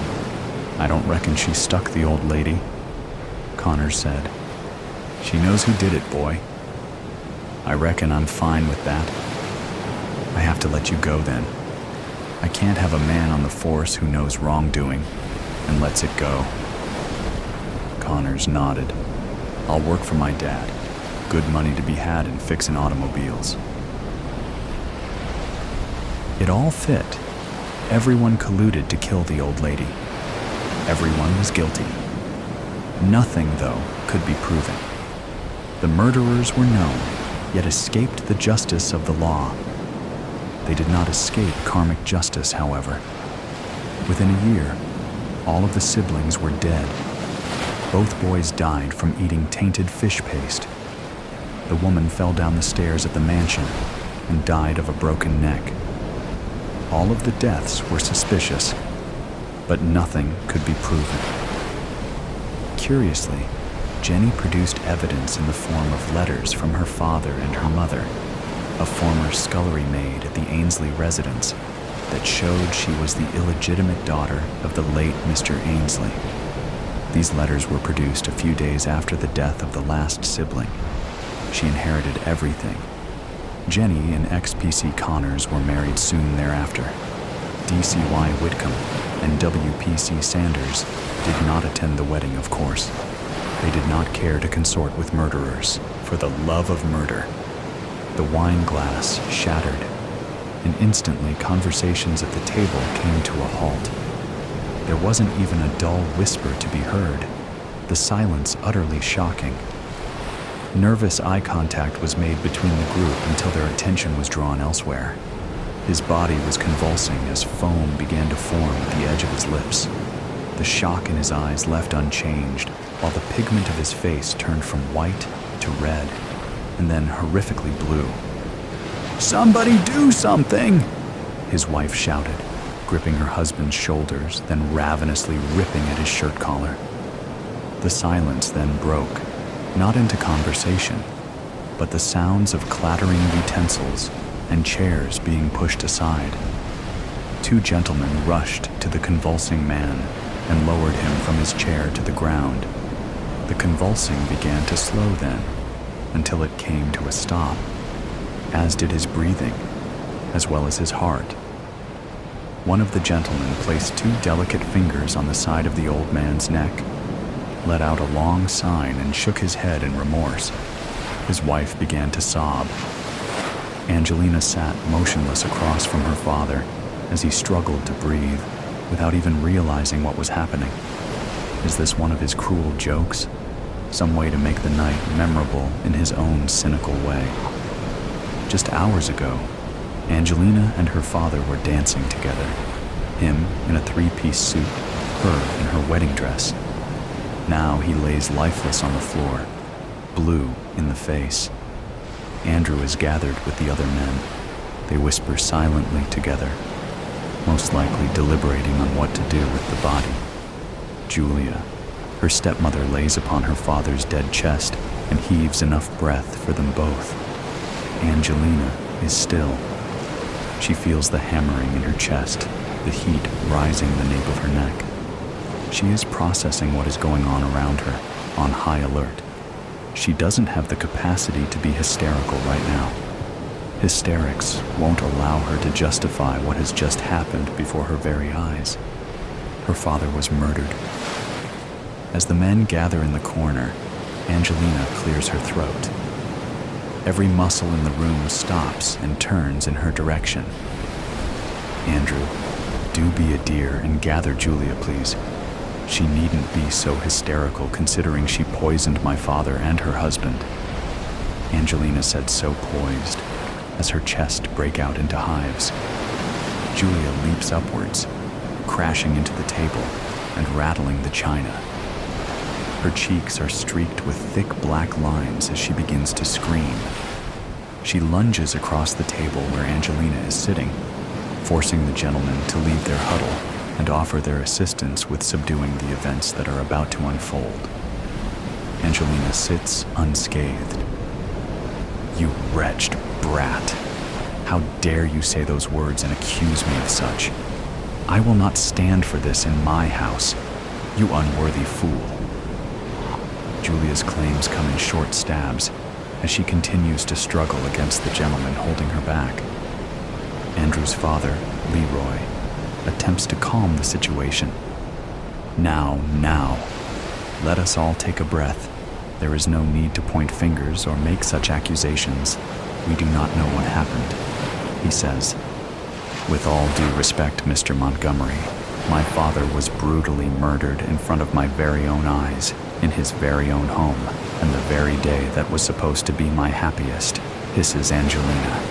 We shan't let anyone leave until they either confess or until we can bring the authorities in to decide for themselves. I, for one, know Julia has been pressuring father to update his will to denounce me as full beneficiary of his estate since Andrew and mine's engagement. Angelina is wild-eyed now. Her stoic demeanor during the events has dissolved into utter rage. Andrew makes his way to her side. Julia is being restrained by Andrew's brother and father. Her sobs have evolved into a low growl, wolf-like, ready to plunge for Angelina's neck. This is obviously a horrific event, one that cannot be rectified. As my wife is saying, I don't believe this to be pure coincidence or even an accident at that. We were all drinking the wine tonight, were we not? Andrew asks. The remaining guests look amongst each other and nod simultaneously. And yet none of us are exhibiting the effects that overcame Mr. Lawrence. Poison is not out of the question. Father, please alert the staff of what has happened. See to it they promptly head to town to alert the authorities of this situation. As for everyone else, please meet in the main room. We will gather there until further instruction. Andrew guides Angelina out of the dining area, away from her dead father lying on the floor just feet away. Julia couldn't have done this, he whispers so delicately into her ear. She doesn't have the brains to go about navigating poison. She'd end up dead herself before she pulled anything like this off.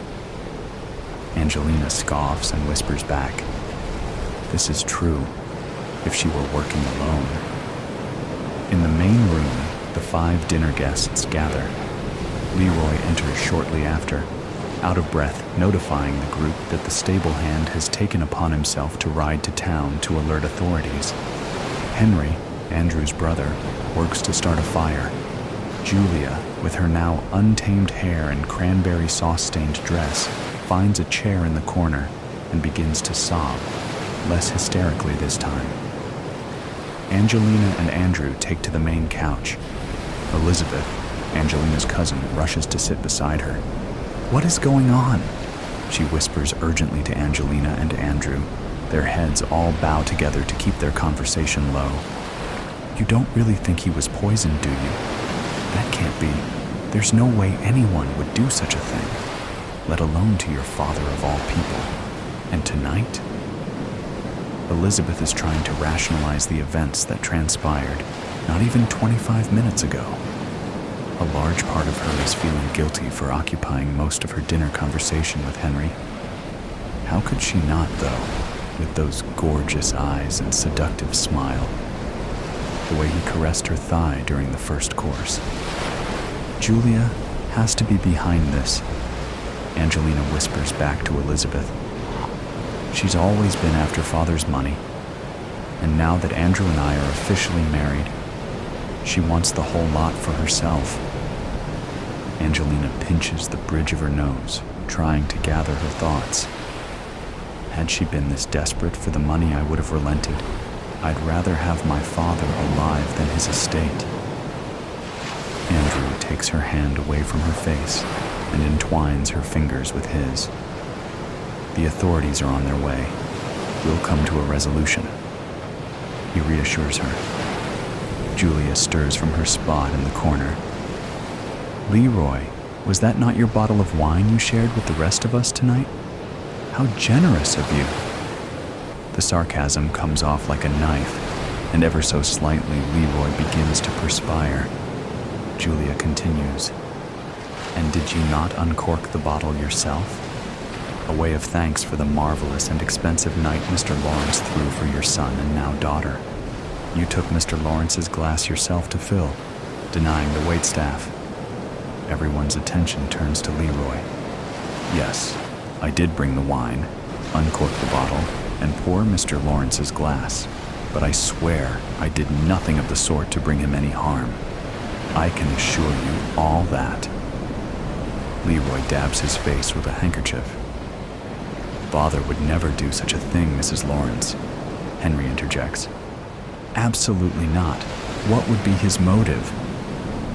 Andrew is standing now, creating a barrier between Julia and his father. Ever so quietly, Elizabeth utters, unless the poison wasn't meant for Uncle. Andrew turns to face Elizabeth. Elizabeth, what do you mean?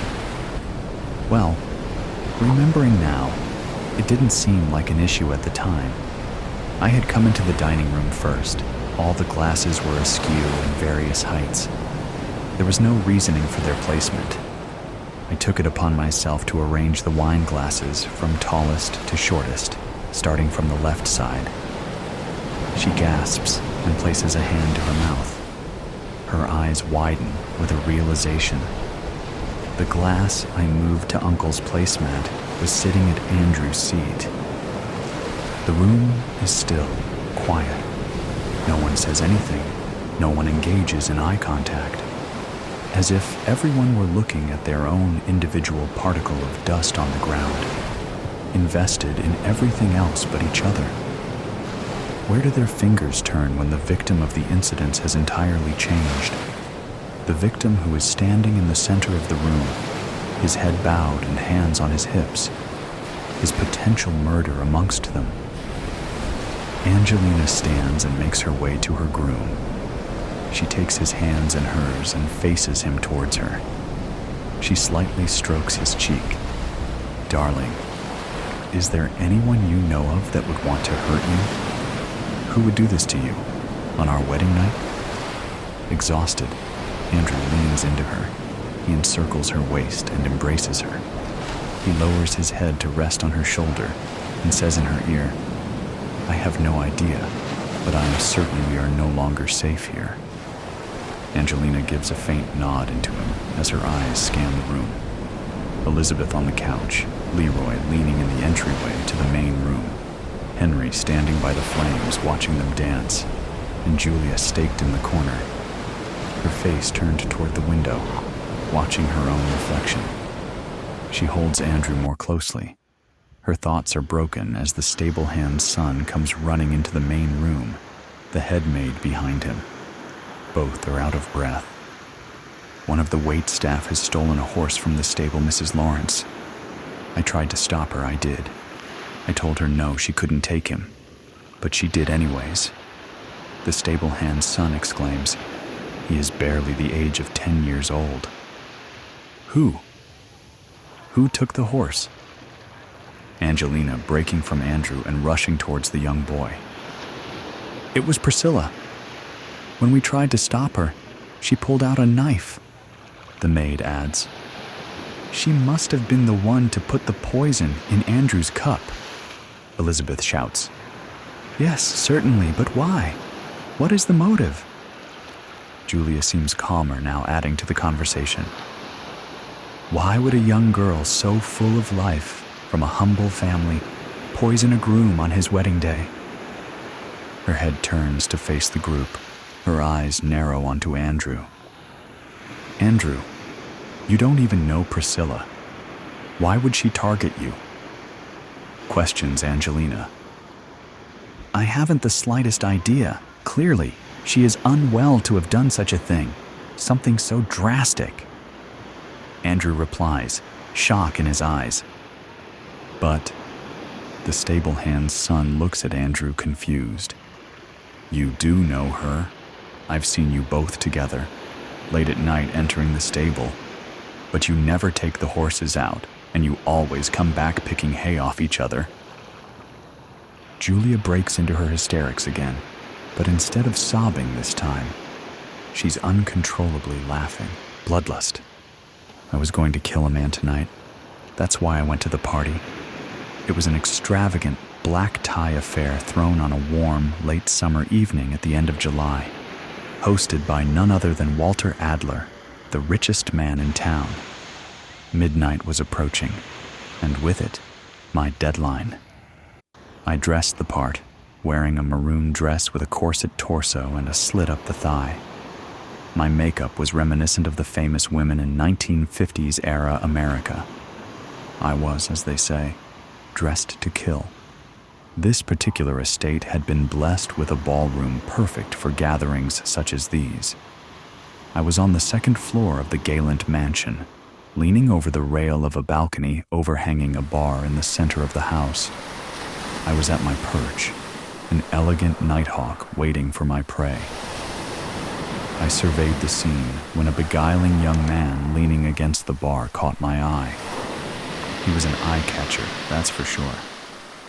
It wasn't the extravagant, attention-seeking purple suit jacket unbuttoned on his chest that caught my eye, nor was it the loose black tie around his neck, the slicked-back umber-brown hair, or the toothpick used as a substitute for some form of nicotine between his teeth. It was the bloody knuckles, the immature carmine scar along his left arm, and the vague outline of a tattoo of a scorpion stinger barely visible along the back of his neckline. That's when I knew he was the one. He was described in his profile almost identically to how he appeared. His demeanor confirmed what we knew of his personality, that he was egomaniacal, vainglorious, but unfortunately charismatic, and believes himself to be philanthropic. He was ingenious, devilishly handsome, and beyond intriguing. Surely only he could be the target I was assigned. It was such a shame I was going to have to kill him. There are plenty of ways to murder someone without any comprehension of observation on their part.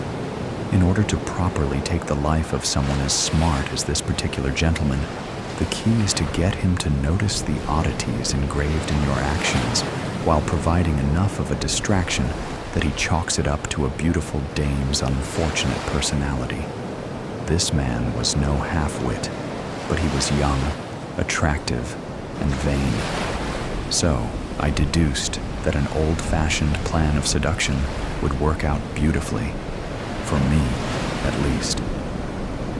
I turned around and sauntered gallantly through the crowd of laughing and smiling wealthy people, all pretending to have not a care in the world. If their lives were really that easy, I'd be out of a job. I demanded my presence to be conceded to subtly and silently, as I smiled politely at those I walked past, muttering a few phrases of pardon along the way, all the while never taking my eyes off this mysterious, charming stranger. I made my way down the mahogany staircase and along the edge of the room absolutely packed with dancers. I managed to spot the bar at the very end of the room and strolled innocently towards it. I sat in the bar stool next to him, the curious stranger that had become my prey, and waited like a vampire in a doorway for just a few seconds before making direct eye contact. From this distance, he was even more of an engrossing sight. He had dark scruff resembling a goatee on his chin, perhaps a dozen small white scars along his hands, arms, and even one on his forehead, and he smelled vaguely of fire whiskey. Most of all, there was an impossible-to-miss look of a tormented wild beast hiding deep inside his eyes. After making it clear I was sizing him up, I gazed at his unbuttoned jacket and smiled. He started to look me up and down in response before smiling softly and shifting his body to face me while still charismatically leaning against the bar. He thought he was at the advantage point. Little did he know he was walking right into my trap. He was playing along beautifully, yet stupidly all at once. I had no time to waste. I reached out towards him, offering my hand while gazing playfully up into his tortured eyes. I asked delicately, "Care to dance?" He grinned while grabbing my hand and slipping me off of the stool. What's the name, Toots? I stepped closer to him, so we were breathing the same air. I became acutely aware of the fact that he was at least 5 inches taller than I was. Does it matter what my name is, as long as we both have a good time? He chuckled and grabbed me by the waist while leading me out onto the dance floor. Fair enough, princess.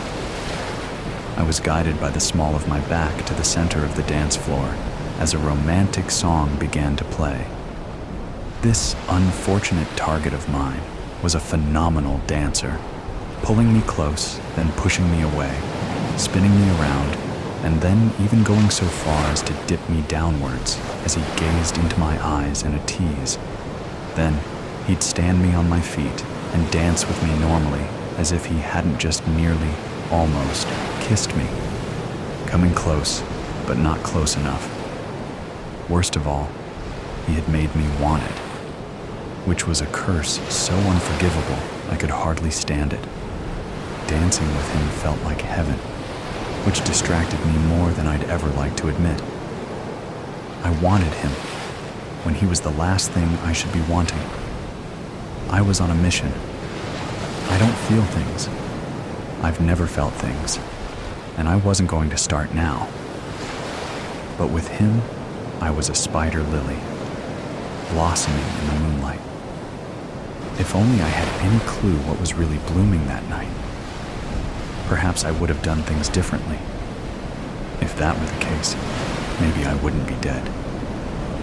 He spun me around, gracefully twirling me through a doorway into an empty library, away from the noise of the party. A nice, secluded area where no one could see us. We stopped our dance, and he smiled. "You're a good dancer." I beamed and glanced up at him. "You're not bad yourself." I put a hand on his chest, bit my lip teasingly as I stared into his dark, menacing eyes. "Would you like to go get some air?" He chuckled in response, and I pulled back away from him. Laughter was not the correct reaction. He was straying from my plan. With a smirk, he replied, "How forward of you, baby doll. We've truly been having such a delightful time. I regret to inform you, I'm going to have to kill you." He pulled me closer again by the waist, refusing to let me escape. I furrowed my brows and scowled. The audacity. Who does this insolent, sorry excuse of an enemy mafia's champion think he is? It was my job to kill him, not the other way around. I was going to damn well make sure he knew that. I grabbed him by the tie and pulled downward, forcing him to drop to my eye level. "Watch it, teddy bear. I saw my target first and I never miss." "Bold of you to assume you didn't catch my eye as soon as you walked into the room." He squeezed my waist, spun me around, and pulled me backwards so my back was flush against him, and whispered in my ear from over my shoulder, "Your organization is corrupt. You won't see us coming. The scorpions will strike to kill before you can blink. You're just one of many targets, darling. Don't flatter yourself by thinking you're anything special." His failed attempt at hurting my ego was adorable. I spun back around to face him and wrapped my hands together behind his neck. "You assume I'm one of them. You're either one of them, or they started hiring harlots to do their dirty work." I rolled my eyes and scoffed, but he wasn't wrong. He simply saw through my plan. I grabbed his waist, taking my turn to pull him close and whisper in his ear, "You're handsome, but I'm afraid that's where the charm ends, dear. I'll be the one doing the killing tonight." With that, I unsheathed my dagger through the slit in my dress and held it up to his throat. I tried to slit it, but he held his arm up just in time and was barely preventing me from doing so. He used his legs to kick me in the stomach, and I kneeled over, allowing him to grab the dagger and pin me against the wall from behind. "You're enamoring, glamorous, and clever. I'll give you that. What you lack is the ability to anticipate someone just as enticing, charming, and intelligent as you working for the other side. I found his accusations laughable. With a chuckle and condescending smile, I retorted, "Once again, you're full of assumptions. I'm harder to read than you think. Also, how bold of you to think even for a moment we're anything alike. You'll never be as good as me. After all, I would have killed you by now if I was in your position." He grabbed my wrists, pinning them behind my back, and he dug the blade a centimeter into the back of my neck. I felt the cool rush of fresh blood trickle down and along my spine. As good as you are at what, darling? This strange little game we play, juggling puppets and puppet masters, doing as we're told with no question under these false assumptions that we are making a name for ourselves, doing something praiseworthy, boosting our egos with the blood of our enemies. If we're playing this game, you have to lose to win. You and I are both losers, love. I used my entire body weight to shove into him with my torso, knocking the dagger out of his hands. "Would you quit with all of the nicknames?" I screamed as he twisted my wrists and pushed me harder against the wall in an attempt at pinning me. He started to breathe heavily in the struggle, but managed to say, "I would, if you'd give me your name." I kicked him hard over and over in an attempt to get him off of me. I practically screamed in frustration. "Ha, fair enough." He pulled us both backwards in a quick, jarring motion, shoved me to the floor as he let go of my wrists, brilliantly giving himself a few seconds of an advantage to bolt for the nearest open window overlooking the evening city lights. I propelled myself against the floor and jumped to my feet, turning to face him, still standing in the window. I didn't bother chasing after him. If he was going to jump out the window, pushing him wouldn't do him any harm, and it was too late to stop him at this point. So, I ran my hands through my hair and smiled. You could always still join me, you know. In a moment, he turned to face the fight-stained room. He smirked as he gazed at me with those haunted, gorgeous eyes. "Sorry, sweetheart, but I'm not interested in your sorry excuse of a mafia. You're nothing but a cult of bastards worshipping Miss Scarlet LaRue. And believe me, she isn't worth the hustle. Until next time, save a dance for me, darling." With that, he fell backwards out the window.